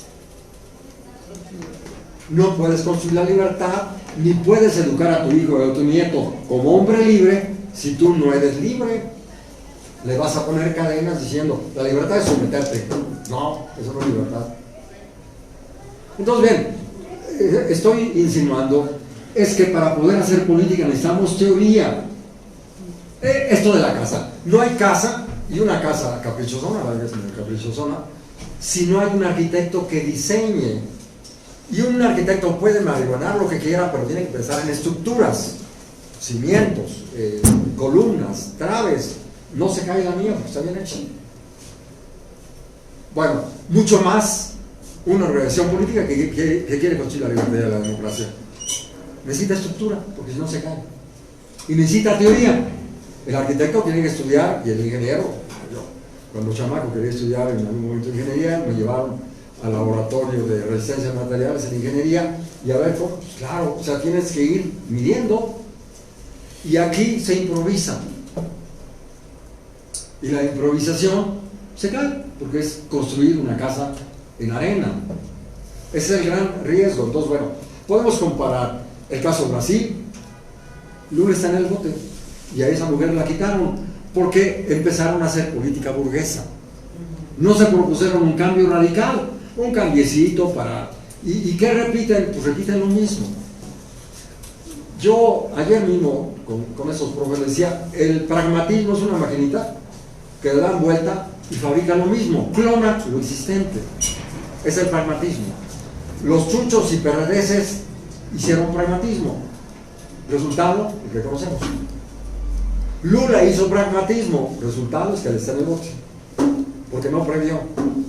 Allende también hizo pragmatismo. Resultado, el que ya conocemos, porque no prevés. Repito, es que un buen arquitecto quiere decir: estamos en zona sísmica, entonces tenemos que prevenir. Si no se cae. Pero bueno, puedes comparar y discutir el caso francés, el caso Brasil, el caso Bolivia, el caso Venezuela, y vemos lecciones. Yo aprendo mucho de los chavistas. Maduro la criticaban, lo está haciendo bien. Hijo del pueblo, se identifica con el pueblo, fue chofer o no sé qué cosa, y discípulo de Chávez, pues aprendió todos los trucos de Chávez. Están haciendo bien. Pues de ellos tenemos que aprender, de sus fracasos y de sus éxitos, y frente a los franceses, pues hay que tomarlos también como laboratorio. Para ellos, por fortuna, todo el mundo estudia. Tuve una alumna francesa muy guapa hace 15 años, Y yo le preguntaba más o menos lo obvio. Bueno, obvio, en Francia todo el mundo sabe quién fue Montesquieu, Rousseau, y todo el mundo sabe quién fue Robespierre, y han estudiado su historia, y tienen películas, y cada año ven, yo igual cada 14 de julio, veo algunas películas de la Revolución Francesa, y hay algunas excelentes, algunas que muestran justo que antes de la Revolución Francesa había una sociedad totalmente sometida a la aristocracia, y que con la Revolución Francesa sí ganaron. Hubo fracasos, pero no todo fue un fracaso. Hubo cambios enormemente importantes. Y ustedes pueden encontrar videos, les puedo enviar yo, le hago un clic y les envío algunas cosas sobre la Revolución Francesa. Hubo cambios. Es falso que todo fuera igual. Y si vemos los muchas mayores películas de la Revolución Mexicana, por supuesto que el mundo cambió. No es un mito, o sea, fue real. Pancho Villa y Zapata fueron perfectamente reales y pelearon y lograron, pero a la hora de las grandes decisiones, pues no estaban preparados para el debate y el combate, y entonces los carrancistas carrancearon y se pusieron. Y a lo mejor no saben que lo hizo bien el libro de Katz sobre Villa. Yo ahí entendí por qué fue que Villa ganó muchas y en Celaya no. Porque en otros lugares su caballería y demás, y en Celaya, Obregón, que leía el periódico, se enteró de una nueva técnica, las trincheras. Y entonces ahí ponen sus ametralladoras y Villa dice, me vale más yo, pero caballos contra ametralladoras, ¿quién gana? Eso, o sea, porque ahí a Villa se lo comió, pues yo siempre se las he partido y se las voy a partir, pero con las ametralladoras ya no es lo mismo. Y perdió. Entonces, bueno, ahí también es una muy buena lección. Maquiavelo decía en sus discursos de Tito Livio y también es que el príncipe tiene que actualizarse, digamos, estar en consonancia con los tiempos. Yo por ahí, cuando la rebelión en Oaxaca, tuve alumnos de Oaxaca que me decían, hay jóvenes que quieren lanzarse a las armas. Yo les dije, aguas. Si tú te encuentras en una cueva las armas de Benito Juárez o las de Don Ignacio Zaragoza, yo chamaco, Don Ignacio Zaragoza, que me era mi gran patriota en la primaria, encuentras en una cueva las armas de Don Ignacio y de Benito, vamos a hacer la revolución. ¿Por qué te ríes? ¿Con esas armas? ¿En qué estado se encuentran esas armas? Y esas armas hoy contra las gringas están perdidas. Similar, nos encontramos la cueva con las armas de Pancho Villa. Carabina 30-30 y canta. Carabina 30. Pero esas ya están. ¿Qué quiero decir? Con los métodos del pasado no puedes construir el futuro. La construcción del futuro obliga, como los ajedrecistas, bueno, mi padre era buen ajedrecista, yo no aprendí mayor cosa, el ABC, pero siempre fue muy malo, y me decía, es que el buen ajedrecista necesita tener 3 o 4 jugadas pensadas de antemano, y aquí improvisamos y no nos damos cuenta que los del PRI tienen 40 años pensando en sus aeropuertos y nosotros creemos que están improvisando, a ver qué hacemos mañana. Los que estamos improvisando somos nosotros, a ver qué le respondo mañana. Ellos tienen 40 años de adelantado. Y yo estoy seguro que los gringos ya tienen el proyecto de dictadura para México y que ya hay socios suyos, panistas y otros, dispuestos a un Bolsonaro y a una dictadura. Eso ya es el plan Z, supongo, o el plan W, o el que a ustedes se los ocurra. Eso lo tienen preparado. ¿Y nosotros qué hacemos? Y entonces, no tenemos brújula, ellos sí tienen brújula. Como Mar decía, se mueven como pasa en el agua. ¿Y nosotros qué brújula tenemos? No tenemos teoría. Bueno, pero lo que podía insistir, pero no estamos encuerados, no estamos huérfanos. Hace 200 años se fabricó una filosofía picudísima que es la dialéctica de Hegel. Y después Marx tomó y desarrolló. Y después Gramsci, Benjamin, Bloch, Marcuse elaboraron una teoría preciosísima que aquí está sintetizada. Yo ahí soy un vil relator de lo que dijeron los grandes. Yo no puedo comparar con ellos. no soy un estúpido que pretenda medirse con los grandes. No necesito fingir modestia socrática. La vida me ha cacheteado y ya soy un pobre diablo, bastante ignorante. Bueno, he leído un poquito más que otros, he escrito algo, la academia me pagan por estudiar y leer, es un beneficio. Y lo que yo sé, un poco gramscianamente, los intelectuales tienen que invertirse y comprometerse con el pueblo, y ahí es lo que a lo mejor podemos aquí cerrar este apartado. Ya en algún momento te me referí, blog, al principio Esperanza, prólogo, la última página. Sí, quienes quieren cambiar el mundo no se apropian de la filosofía ni crean que debe haber ningún cambio. Si los filósofos no se comprometen en la transformación del mundo, no va a haber lugar, ni siquiera un triste rinconcito para el filósofo en el futuro. El futuro requiere de la fuerza de la filosofía, del filo de la filosofía, de los rayos láser, ultravioleta y gamma, montados en un dron para poder ver, para agarrar a algunos de estos en Venezuela, los tenían vigilados con un dron. Estos bebés se quieren escapar, pues agárrenlos, ¿no? Pues necesitamos drones, pero drones filosóficos, para prever a dónde nos llevan, etcétera. Y bueno, por ahí está dicho, porque eran estos 3 puntos. 1, geopolítica de las guerras. 2, las insurrecciones, lo que acabamos de referir, que podemos compararlas y discutirlas en este momento. Y 3, México. Y allí, Morena. Y allí nuestros fracasos. Y allí el qué hacer. Y el cómo hacer. Pero pequeña dificultad. Sigo yendo por mi duelo con la analista, ya estoy mejor, pero sigo yendo. Y aparecen estos temas de lo que pasa en el país y algunos otros. Y la analista me dice, es que en México los mexicanos están como una copa de cristal, como cucarachas, y quieren subir y uno logra subir, pero cuando el otro está a punto de bajarse, una cucaracha egoísta lo jala y dice, ni madres, yo o nadie. Hay una ola de mezquindad en los grandes momentos de crisis. Las crisis generan infelicidad, generan amargura, generan desgarramientos, generan tragedias, y quien vive esto vomita sus tragedias. Los psicoanalistas lo dicen de manera clara: el que es feliz comunica felicidad, el que vive infeliz transfiere su infelicidad, y el infeliz no tolera que otro sea feliz. Los conozco, los he visto, están en la academia. Tengo un vecino que es profundamente mezquino, y cuando vio que la casa iba quedando bonita empezó a odiarme. ¿Cómo voy a tolerar que tengas una casa bonita? Y lo veo en las izquierdas, y lo vi en el PRD, y lo veo en la academia, en las universidades, y lo veo por todos lados. No podemos construir el futuro con mezquindad. Te veo reír y te felicito. Deduzco que eres un hombre feliz. Yo también río, he sufrido cosas, mi tristeza no la he superado, pero no soy muy feliz.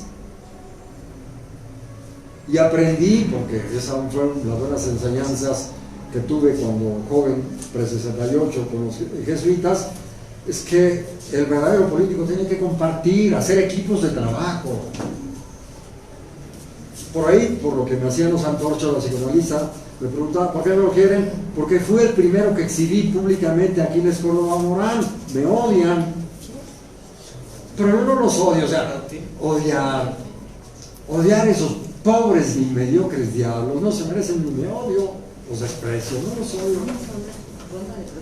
Sí, pasamos a las preguntas. ¿Por qué referir esto? Marcuse es que no podemos construir la libertad si no somos libres. Encontré ahí a una psicoanalista española, Elena Trujillo, y estuve enviando por ahí a mis cuates y demás, muy buena, tiene como 10 o 20 videos de cuestiones muy agudas. Hay algunos muy buenos sobre estos temas de la mezquindad, que yo estuve enviando también a mis parientes, porque justamente les decía, es que sin duda ustedes no son felices, porque todo lo que hacen, sus videos de odio, dice, el que odia no hace política. La auténtica política no es odio, es una propuesta superior. El que odia no hace política. El que odia solo puede destruir.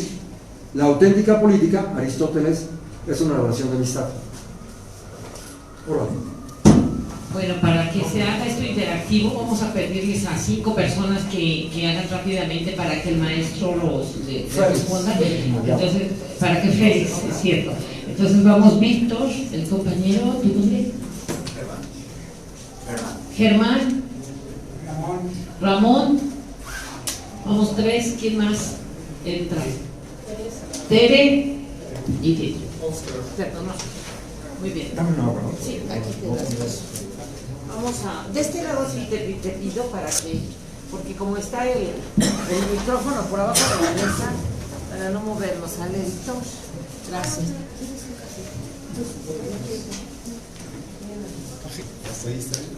Sí, yo le digo a usted.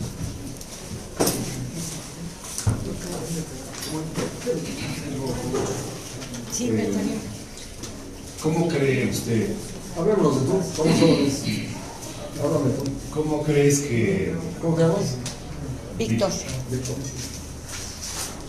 ¿Cómo crees que se puede, para los interesados en impulsar una transformación, una cuarta transformación en esta sociedad, cómo crees que se puede impulsar, dado que acabas de decir que el partido Morena no es tal, ni compartimos ese criterio, lo mismo que decimos que no es un movimiento y compartimos ese criterio con muchas personas, sin embargo hay un esfuerzo loable que es el de el Instituto de Formación Política que impulsa el Fisgón, de manera que me parece que esa es una de las mejores formas para impulsar la transformación. No solo, claro, la organización, sí, claro, la línea que traza el propio López Obrador, queramos o no queramos, es una línea con cierto sentido vertical. Pero, en fin, ¿cómo piensas tú que la organización interesada en transformar esta sociedad, llámense López Obradoristas, llámense simpatizantes y militantes de Morena, partido o movimiento o no partido o no movimiento, van a impulsar esta transformación? ¿Qué utilidad puede tener el Instituto de Formación Política y la formación de círculos de estudio o de células de estudio que están impulsando? Muchas gracias. ¿Cómo te llamas? Bueno, Germán.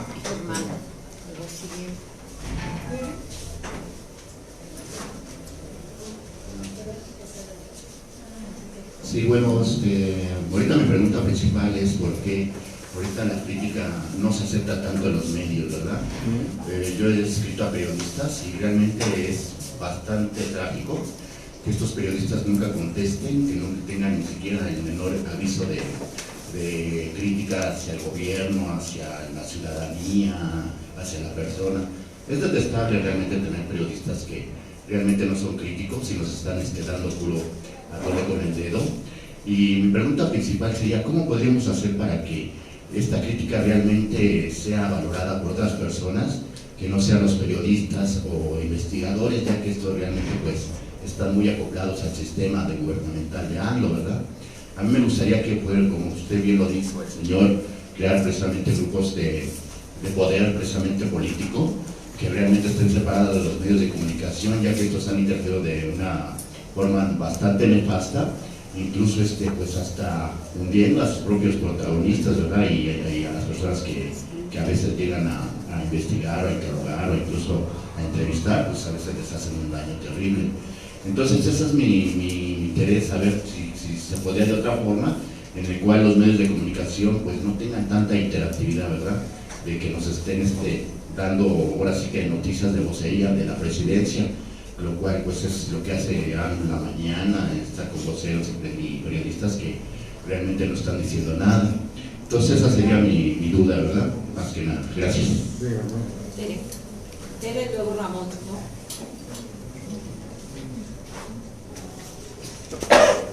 No, Tere, ya, por supuesto que nos conocemos desde Guerrero hace 45 años.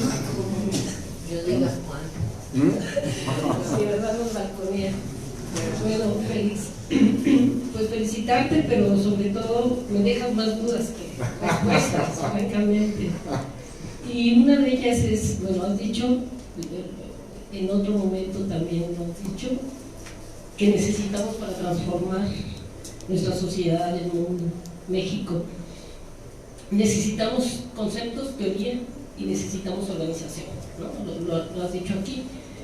Sin embargo, bueno, el mismo Gramsci, ¿no?, en la cuestión meridional, plantea el tema de la hegemonía y el partido, el papel del partido. Y has dicho que no tenemos en Morena un partido o algo que se le parezca. Pero más preocupante aún es ¿dónde está la organización posible? Tenemos, si pensamos en sociedad organizada, las organizaciones no gubernamentales, la sociedad civil, a la que parece que AMLO ha declarado una batalla, al menos en términos financieros, ¿no? Entonces, si no es Morena el partido, si solo tenemos una relación vertical entre el líder y la masa aclamatoria, ¿no?, y la sociedad organizada, o lo que pensamos como sociedad organizada, que no es organizada políticamente, ¿no?, sino en función de sus intereses, sociedad civil, no sociedad política. Entonces, ¿de dónde podemos nosotros esperar que surja la organización capaz de contraponerse a la fuerza del líder?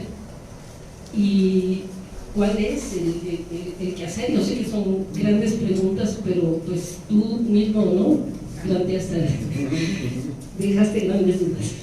Claro.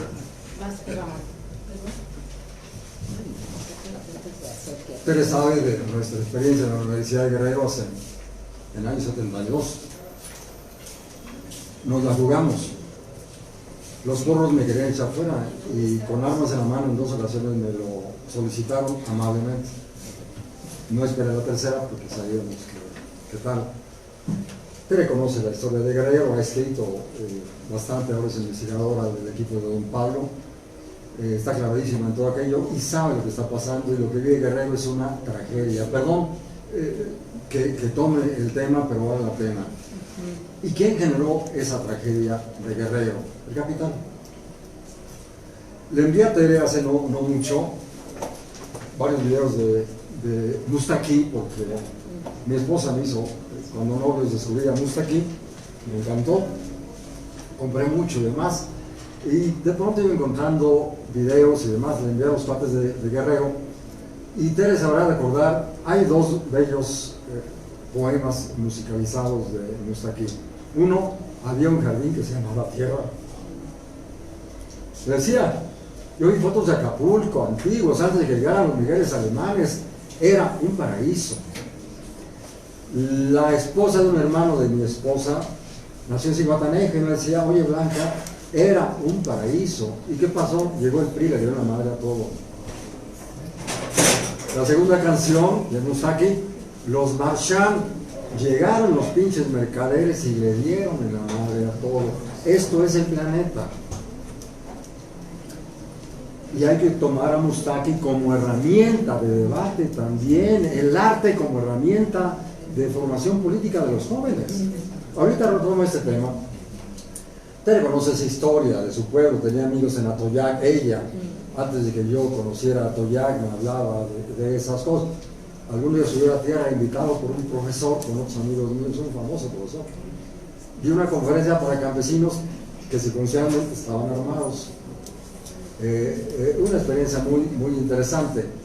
Después he visto de lejos, y entre otras cosas vi de lejos también el fracaso de la Universidad de Guerrero. ¿Por qué fracasó? La dirigía la izquierda, la dirigía el PC, ¿con qué cabeza? Ahora la universidad está en manos del PRI. ¿Qué errores se cometieron que permitieron llegar allí? Entonces, Guerrero ha sido un laboratorio histórico Los guerreros están orgullosos, yo los oí, es que mis tatarabuelos anduvieron con los Galeana, es que mis tales abuelos anduvieron con Juárez en el Ayutla, los juaristas, ¿no? Es que mis abuelos anduvieron con Zapata, y es que sus padres anduvieron en el agrarismo. Yo hablé con agraristas orgullosos de aquello, y es que los contemporáneos de Tere andaban con Lucio Cabañas,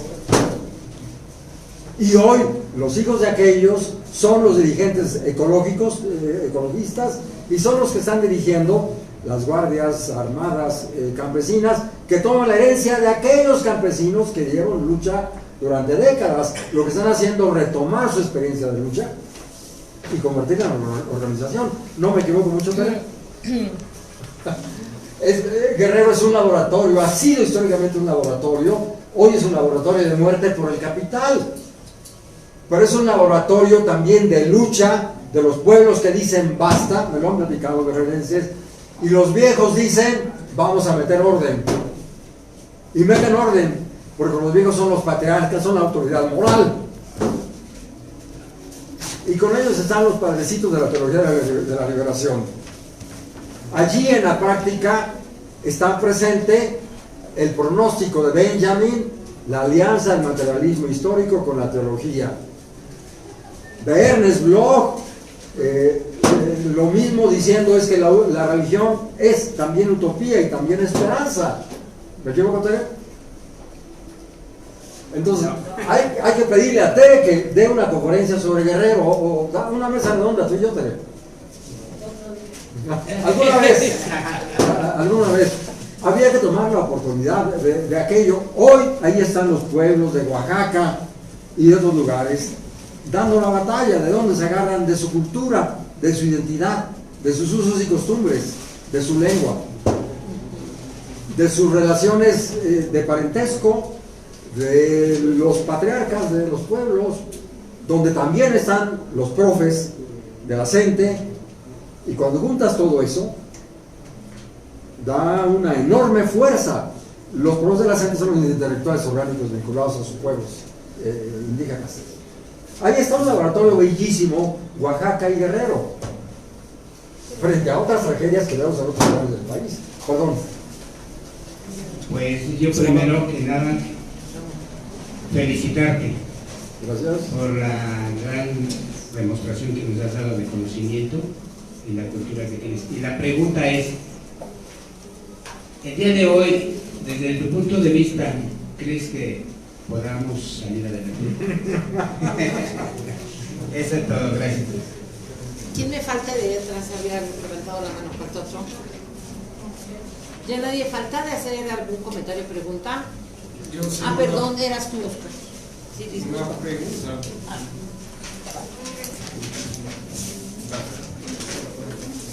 Buen día. Noche. Tomando a Benjamin como una figura propia para la formación de la constelación, de una constelación, ¿qué obra al final? Sé que la última parte de Benjamin es netamente política, pero ¿qué obra al final refiere este universo de la política? Gracias. Sí. ¿Alguien más? ¿No? ¿Alguien más iba a hacer algo? ¿Cómo se llama? Está bien. Gracias. Es que esta referencia a nuestras circunstancias siempre es perturbadora e inquietante. Entonces, yo lo que quisiera abordar es el problema del sujeto. A final de cuentas, en una reunión que hubo de muchos amigos y compañeros, entre los cuales la mayoría eran de Morena, por ahí salió una voz gritando, bueno, ¿y quién es el sujeto histórico?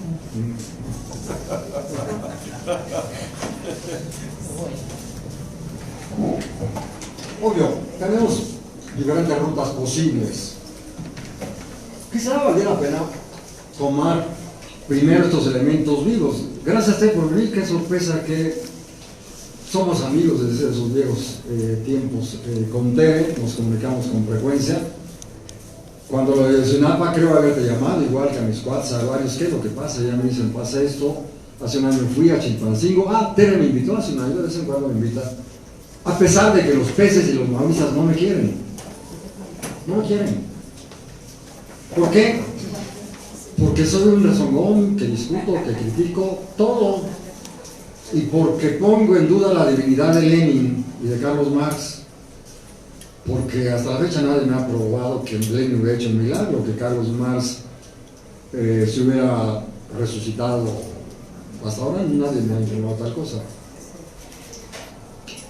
Y bueno, además soy bastante irónico y hay quien me odia porque me he burlado de sus estupideces. Antes de los antorchos, por ejemplo, y otros más. Los porros de Guerrero, aquellos que nos solicitaron, les ganábamos todas, Tere, ¿no? ¿Te acuerdas? Todas, ¿verdad? Con ironía, con lógica, con un poquito de astucia, con rebeldía, con ética. Y conocí, escuché, allí en la sierra, nos mandó un mensaje el profesor, aquel famoso, Alejandro Antonio y yo, y fuimos y tal. Y cuando regresamos de hablar con Alejandro la última vez, le dije, mi lugar no es en la sierra. Ni soy campesino, ni tengo resistencia, etc. Y hay muchas cosas que hacer en el país como para encerrarse allá en la sierra. Alejandro me dice lo mismo, Antonio, es otra cosa que no tiene mucho caso señalar. Y en ese tiempo, Tere se acuerda, los pescadillos, los ingenieros, ¿te acuerdas? Ya no me acuerdo sus apellidos. Manipuladores, simplistas y demás, decían que nosotros éramos los ultras y en algún momento, acuérdense, al ratito no me acuerdo, Pablo Sandoval, el papá de esta chava, la Heréndira, me torció la mano un día en reuniones y me dice, entras al PS y yo, no, Pablo, no, que defínete. Y entonces entré, pero solo duró 3 meses la fiesta porque rompimos muy pronto. Y la ruptura, Unzueta, usted lo conoce, debe vivir, nadie me ha dicho que había muerto. Va a Unzueta y no estuvimos presentes, yo estaba ya en otro lugar. Y Unzueta dice, si hay que elegir entre los movimientos y el partido, hay que tener presente que los movimientos van y los movimientos vienen, lo único que permanece es el partido, por lo tanto hay que elegir el partido. Nosotros dijimos, chiflen a su Mauser, nos vamos con el movimiento. Lo volvería a hacer. Los partidos son un instrumento, no son un fin. Y el propio Lenin y el propio Gramsci lo dice. Vivimos una experiencia muy interesante que no olvido, ni mis cuates más queridos me olvidan allá en Guerrero, porque jugamos un papel. Claro, yo le decía a Alejandra, es que éramos temerarios y ni cuenta nos dábamos. Yo no sabía que era temerario. Tengo en mi honor que cuando los hermanos y la madre de Lucio estaban ya allí arrinconados en Tixla, mis cuates me dijeron, necesitas conseguir un carro y hay que venir para sacarlos. Y íbamos preparados a muchas broncas, pero no hubo bronca porque mataron a no sé quién en Acapulco y la policía se fue a Acapulco y dejaron el camino abierto. Por eso estoy vivo, porque de lo contrario, pues a lo mejor nos hubieran mortificado en extremo en esa situación. Yo lo saqué. Era novio de Ángeles Mastreta y alquiló un Volkswagen en la Central del Norte. Ya llevaba mi carrito manejando y ya los traigo, los dejo en Iguala y demás. Le digo a Alejandra, y vamos, y hubo muchas cosas que algún día, pero me dice, ¿cuándo escribes? Algún día, no tengo prisa, ya llegará el momento de escribir. ¿No la jugamos? ¿Va? Porque era un pueblo, no eran ultras imbéciles que enloquecieron si lanzaron a aventar balazos. Lucio era hijo del pueblo, nieto de un general zapatista, hijo de los agraristas, que se rebeló contra las injusticias que vio. Ahí en la sierra nos dice, yo veía las injusticias cuando era niño y yo le pedí a Dios que me permitiera algún día hacer algo por esa pobre gente. Y su tía, que entrevisté aquí en Colonia Educación, me informaba que cuando era muchacho le decía, oiga tía, denle una camisa a este muchacho que no tiene. Era un hombre generoso, sí, era un buen hombre. Lo platiqué con la psicoanalista y dice, era un buen hombre. Y cuando la tía Marichul, creo, allá arriba en San Vicente de Benítez, me platicaba que, y la tía de acá de educación, que cuando era niño oía corridos de la Revolución y decía, cuando sea grande quiero ser como mi abuelo. Lo traía en la sangre, el zapatismo, lo traía Lucio en la sangre, y se las jugó, cometió errores que yo no entendía en ese momento. Porque él creía que dar la batalla contra Echeverría y Figueroa era igual que en tiempos de Zapata. Pequeña dificultad, que detrás de Echeverría estaban los gringos que venían de Vietnam.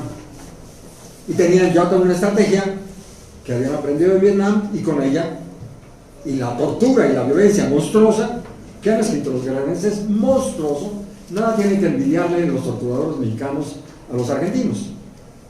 Podemos platicar lo que me han informado los cuates y está escrito acerca de eso. Bueno, yo veo allí hay un laboratorio, pero podemos justamente encontrar por qué han fracasado.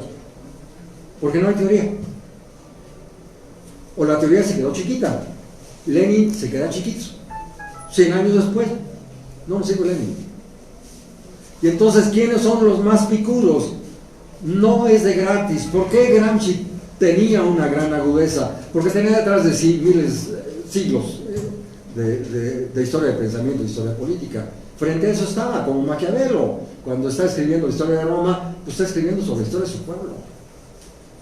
De ahí viene Gramsci. Y Gramsci tiene detrás a Benedetto Croce y leyó a Hegel y a Sorel y a otros más, y entonces arma una serie de conceptos que hoy son vigentes. ¿Por qué es vigente Gramsci hoy? Porque Gramsci vio el fascismo, fue víctima del fascismo, y ese laboratorio le permitió elaborar una teoría que hoy es vigente porque estamos en la edición globalizada del proyecto totalitario. Son también vigentes Benjamin, porque fue víctima y lo vio. Vigente Marcuse, porque también. Bloch vigente, porque también. Entonces, esos pensadores de hace como 90 años, hoy nos resultan pertinentes porque hoy tenemos la visión globalizada del proyecto totalitario. Y como judíos tenían un colmillote, también yo digo, el catolicismo es una religión para perezosos. Los judíos no, porque para ellos no ha venido todavía el Mesías. Semana Santa, vamos a Acapulco, ya lo crucificaron, bueno, vamos a Acapulco. Para los judíos no ha venido, por lo tanto no se puede ir a Acapulco. Es una religión perezosa la católica, yo la conocí por dentro. La judía no. Pero claro, hay judíos conformistas, está Krause y otros reaccionistas y demás, ni qué decir. Pero los judíos tienen una disciplina de pensamiento y de hermenéutica desde niños. He tenido 4 judíos y desde niños los entrenan para interpretar la Biblia. Benjamin. Yo tengo escrito sobre Benjamin, me harían un honor si me permiten algún día presentarlo acá, porque encuentro una gran vigencia de ese pensamiento. Lo he referido y a lo mejor lo podemos medio sintetizar. Si tú tienes el mismo concepto de tiempo de los burgueses, el mismo concepto de técnica, el mismo concepto de progreso, el mismo concepto de historia, en realidad eres uno de ellos. Los chuchos, los gracos, los etcétera, sospecho que la Polensky y algunos más son de los mismos. Como quien participa de la misma visión de los señores del poder van a proponer un cambio y van a ser capaces de dirigir un cambio. Más o menos diría Benjamin, si quieres romper con este sistema, tienes que romper con sus conceptos. Todo lo que acabo de decir. Hay excelentes videos de sobre Benjamin. Michel Lowy tiene muy buenos videos porque él también es judío. Escribió un libro que lo he circulado, el de Lowy, Aviso de incendio. Es un libro excelente. Y tiene unos cuantos videos, bueno, hay algunos en francés y otros alemanes, en portugués, también del propio Lowy, pero hay que entrarle.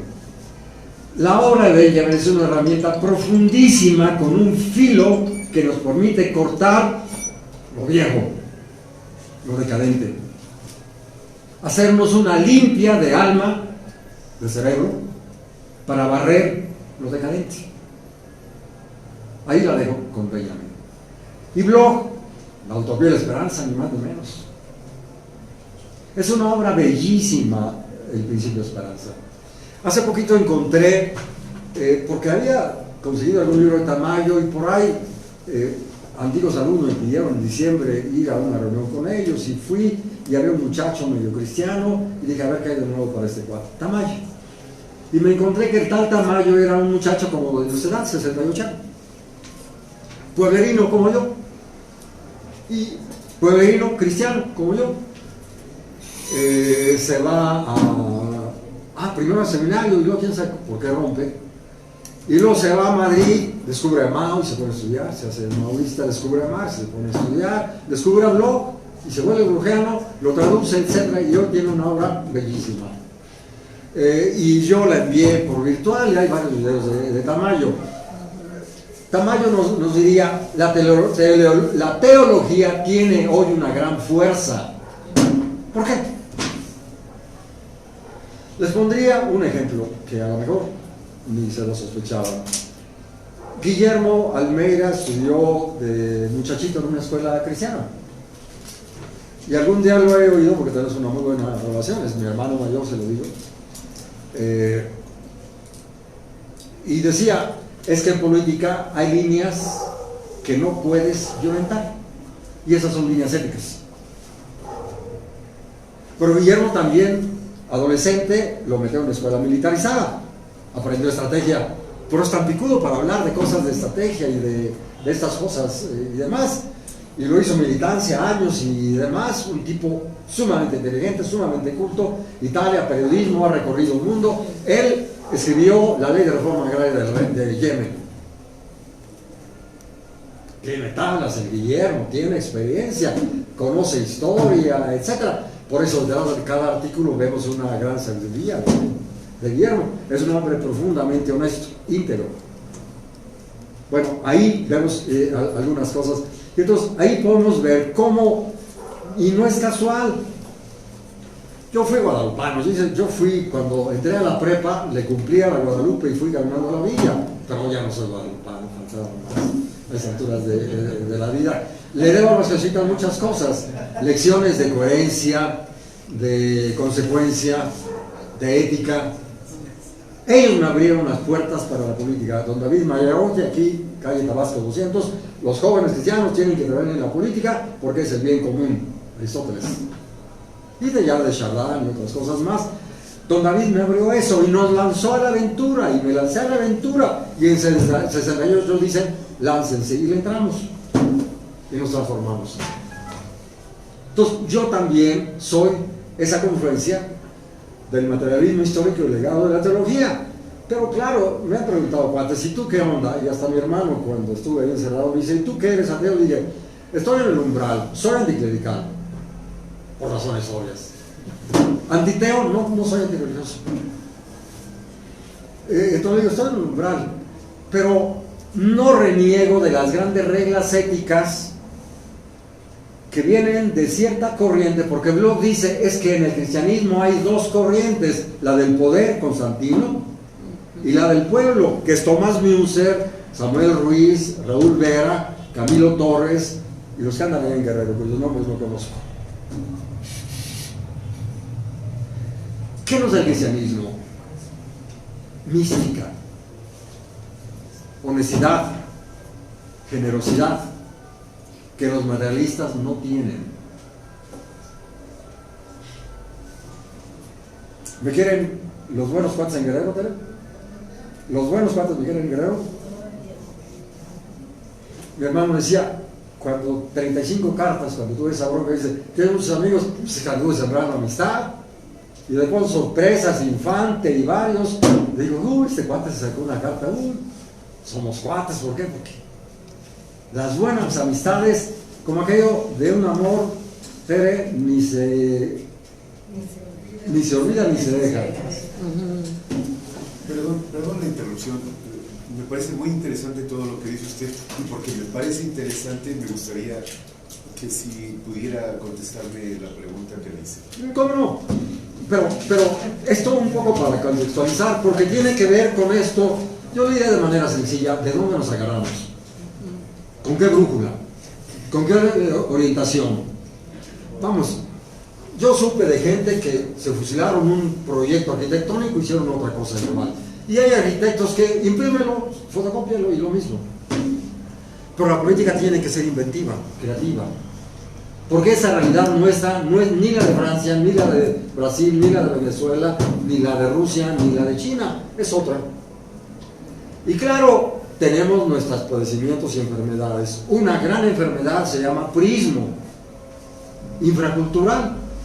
De manera que muchos activistas no lo saben, pero tienen la médula y las neuronas y los cromosomas puristas, y les hacen política y hacen lo que han visto toda su vida. Entonces necesitamos una limpia. Y esto implica ética, pero también le va a parecer exagerado, estética. ¿Qué nos da la estética? Nos elevamos. Yo pongo un ejemplo trivial. A mí me encanta la música clásica. Las Semanas Santas oigo las pasiones de Bach, que son bellísimas, el Erbaum, el Gloria de Vivaldi y el Mesías de Händel. ¿Qué te da la gran música? Te da armonía. Y el que tiene armonía espiritual comunica armonía. Y el que tiene armonía ve algo desordenado y dice está desordenado. El que no tiene armonía, los chuchos se adaptan a lo letrinesco. Entonces, bueno, aquí un poco con Gramsci, y esto más o menos Gramsci también lo diría, más o menos en esos términos. El concepto de política es algo enormemente superior y más complejo que el de economía. Economía ya sabemos qué es, pero la política para convencer, tienes que apelar a las emociones y tienes que estar convencido de lo que dices para poder convencer al otro. La política es una relación ética, no sé si lo sabían ustedes. La academia es una relación ética, pero es una relación, Tere, de reconocimiento. Yo luego les envío un trabajo mío que hice sobre Hegel, me lo envió un profe de Tamaulipas, que se llama Mataulipas, según me dice Enrique González Ruiz, y el profe ya no me responde. A lo mejor le fue mal, o alguna se tuvo que largar del país, me comunicó. ¿Por qué referí estas cosas? Es que la política es una relación de reconocimiento. ¿Qué es eso? Uy, esto requeriría una sesión de trabajo muy minucioso. Axel Honneth, que ha trabajado esto, dice, es que si el padre no reconoce que engendró a ese hijo, tal hijo va a arrastrar toda su vida un déficit, porque no tuvo reconocimiento. Y entre amigos, cuando mi amigo hace bien algo, digo, magnífico, lo hiciste muy bien. Ese va a sentir bien y yo consolido una amistad. Pero vemos esto que decíamos, mezquindad. Yo en la ocasión anterior vi a alguien que me veía feo. Y de pronto, estaba sentado ahí, por cierto, y dice, ¿a qué hora va a hablar Enrique? ¿Qué significa? Cállate, güey, no quiero escucharte, quiero oír a Enrique. Sospecho que le caigo mal, lo cual no es mi problema, yo no me caigo mal, yo creía que teníamos una buena relación, pero cuando le caigo mal a alguien dice, es tu bronca, no es bronca mía. En fin, entonces, la auténtica política implica ser capaces de construir confianza, camaradería, amistad, afecto, teoría, filosofía, ética, estética. Y hoy nosotros tenemos que también no solo fabricar bombas de filosofía ni de teoría política, también bombas de estética. Beethoven sigue siendo una arma preciosa para bombardear a los imbéciles. ¿Qué te da la estética? Estatura, altura. Te eleva sobre lo pedestre. Entonces, el futuro, decía Schiller, y lo recupera Marcuse, la política tendría que ser una obra de arte. Es decir, una obra armoniosa. Y eso no ha sido históricamente. Pero ahí tendríamos que meternos a discutir. Hannah Arendt, dicen que son políticos, más o menos, Aristóteles mismo lo dice, en la Ética a Eudemo, Dicen que son políticos, no lo son, porque solo están pensando en su bolsillo. Son gandallas, ¿no? Pero no son políticos. La verdadera política es un proyecto universal. Ponerme por encima de los intereses de mi bolsillo, esa es la política, el bien común. Entonces necesitamos recuperar a Aristóteles, a Gramsci, a Platón. Esto es una tarea dialéctica, no es una cosa fácil. Porque si agarramos el manual de Lenin, que alguna vez alumnos, es que yo quiero unas reglas, Stalin, pues sí, a veces Stalin dice paso 1, paso 2, paso 3. Por auténtica política no es un recetario para tontos, tiene que ser creativa. Yo argumentaba cuando andaba en el PRD con algunos otros, es que para lograr el cambio necesitamos la gran fuerza de los clásicos, todos los que acabo de decir. Aristóteles sigue vigente, pero hay que corregirlo. Platón también, pero hay que corregirlo. Entonces, una tarea amplia. La tarea de formación política tendría que generar no obedientes cuadros que van a aplicar la política de su dirigente, sino creativos que sean capaces de inventar lo que corresponda cuando sea necesario. La formación de cuadros es muy importante. Por favor, llévale esto a Fisgón. De mi parte, es mi donación para el instituto, etcétera. Y yo ambicionaría que algún día también los del instituto me invitaran a dar una conferencia, pero veo en algunos casos una poquita de mezquindad. ¿Qué significa? Me ha pasado hasta con los troscos. Me invitan a colaborar, pero cuando le digo, órale, no, porque es mi feudo. Y no quiero que me haga sombra, porque el único que tiene derecho a brillar en mi feudo soy yo. Y si viene otro, me va a poner en evidencia. Entonces, tenemos que superar 70 años de prinos, son 70 años de mugre, de podredumbre, de tranzas, de engaños, de estafas, de simulaciones, de hipocresía, de discursos demagógicos. Hay que bañarnos con lejía y algún buen lavadito de alma para quitarnos todo el pudridero priista que nos heredaron.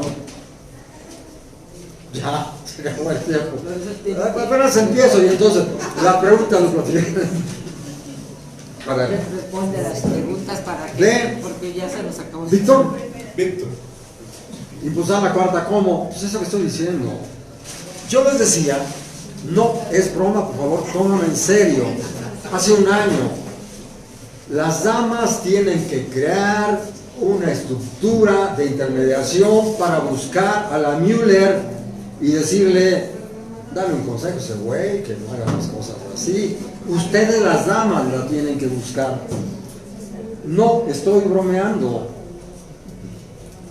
Tienen que crear una cierta estructura para decirle, oye, dile que se lava las orejas, ¿no? Dile que aprende a escuchar. Tenemos que crear muchas cosas para ir rompiendo todo ese mundo viciado, porque lamentablemente, ¿en qué escuela se formó AMLO? En la escuela priista. No aprendió otras cosas.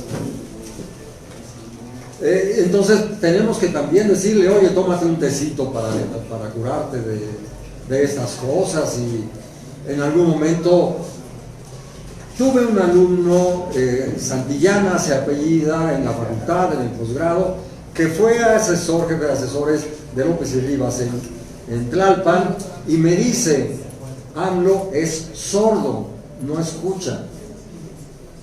La misma esposa dice que es testarudo, y parece que es cierto. Pues entonces va a cometer muchos errores con esa testarudez. Si no le decimos, bueno, ya creciste, tienes que aprender de Sócrates, ¿no? Ya no es un chamaco para andar haciendo chamacadas. Germán, la crítica en los medios, claro, tenemos que hacer toda una estrategia para los medios. Esto que hacen es excelente. Tenemos que clonar brújulas en todo el país, tenemos que piratear correos de todos lados. Hay que piratearle a Enrique Dussel, dicen que tiene 5,000 auditores o 15,000, no sé qué número, por ahí, sí, algo parecido. Y hay otra serie de redes que tienen en todo el país, pues hay que agandallarles sus directorios. O decirles, oye, un acuerdo, déjame meter. Y claro, podemos encontrar materiales finos. ¿Te he enviado basura de videos? Hay cosas padrísimas. La obra de Bloch es bellísima, además. La obra, repito, de este que dije, el español, teólogo, filósofo, hace rato dije un apellido. ¿Cómo? Tamayo. Es bellísima. Y hay 3 o 4 videos de Tamayo sobre estas cosas. Se está elaborando. Y entonces hoy podemos, simplemente piratear. Yo no me voy a poner a inventar videos, que lo hagan otros, ¿no? Pero sí puedo piratear lo que hacen los franceses, lo que hacen los italianos. Tere ya está trabajando para traer a Diego Fusaro. Y hay que advertirle, te vamos a explotar, cuate, o sea, ni creas que vienes de vacaciones. Hay que traerlo en joda, llevarlo a Guerrero, llevarlo a donde se pueda, llevarlo con los morenos, llevarlo a la USM, llevarlo a donde se pueda, a la UAM. Aquí. Hay que sacarle jugo y decirle, te vamos a clonar, cabrón, te vamos a clonar, o sea, necesitamos fabricar muchachos de esa estatura. ¿Qué te parece, Diego Fusaro Pérez? Tipo de una gran estatura, le da lecciones a muchos intelectuales mexicanos. Da el nombre completo de Tamayo para que lo busquen. ¿Cómo se apellida Tamayo? Lo encuentro aquí en mi celular al rato, Tamayo, ¿no? Pones Tamayo y pones en el blog, te va a aparecer el dato del resultado. Entonces, Germán, por ahí van las cosas. Tere, pues sí, más dudas sí, porque apenas avanzamos, vamos. ¿Cómo pudiéramos inventar alguna metáfora para eso? La pseudoconcreción, ¿te acuerdas? ¿Qué es la pseudoconcreción? Yo digo, es una madrugada de neblina. ¿Qué ves? No veo nada. Me tocó alguna vez en carretera, iba con Olga, mi esposa, y ¿qué ves? No veo un carajo. Entonces vas sobre la raya del medio, porque si no te vas a la barranca. Bueno, esa es la pseudoconcreción, y el imperialismo fabrica imbecilidad para tenerlos imbéciles. Y nos manda chips, y nos manda ¿cómo se llama? FK, ¿no? Fakes, ¿no? Nos manda una serie de basura. Cuando yo empecé a ver esto de Venezuela, a ver, ¿quién tiene razón? Pues voy a ver aquí, voy a ver de allá, y voy. Y entonces, bueno, ya después de muchas cosas ya me entiendo. Los amarillos, a ver, ¿qué es eso? Me pongo a ver, los escucho, etcétera. Entonces, esto requiere mucho trabajo. Hay que entrarle. Y esa es nuestra tarea. Los muchachos mayores, yo lo digo con frecuencia, ya no nos toca ni lanzar piedras ni bombas molotov. A nosotros nos toca una tarea más importante: bombas de pensamiento, de filosofía, de ética, de estética. Esa es nuestra tarea. Y claro, hay que buscar un debate, una reunión con los youtuberos para decirle, bájale, cuadre, así no. La auténtica política, o sea, yo admiro mucho a la Aristegui, traidora, ¿de dónde, güeyes? Porque no se arrodilla. La política no es arrodillarse. Lo hace bien Aristegui. La otra mujer, la Dresser, es muy aguda, es medio soberbia, pero es bastante aguda, y la agudeza merece respeto. La podemos criticar, pero decir, es una lesbiana, es una cabrona. Esa no es política, y hay que decirle a los youtuberos que esa no es política, que de esa manera tan vulgar no van a ser atractivos para el futuro. Y pequeña dificultad: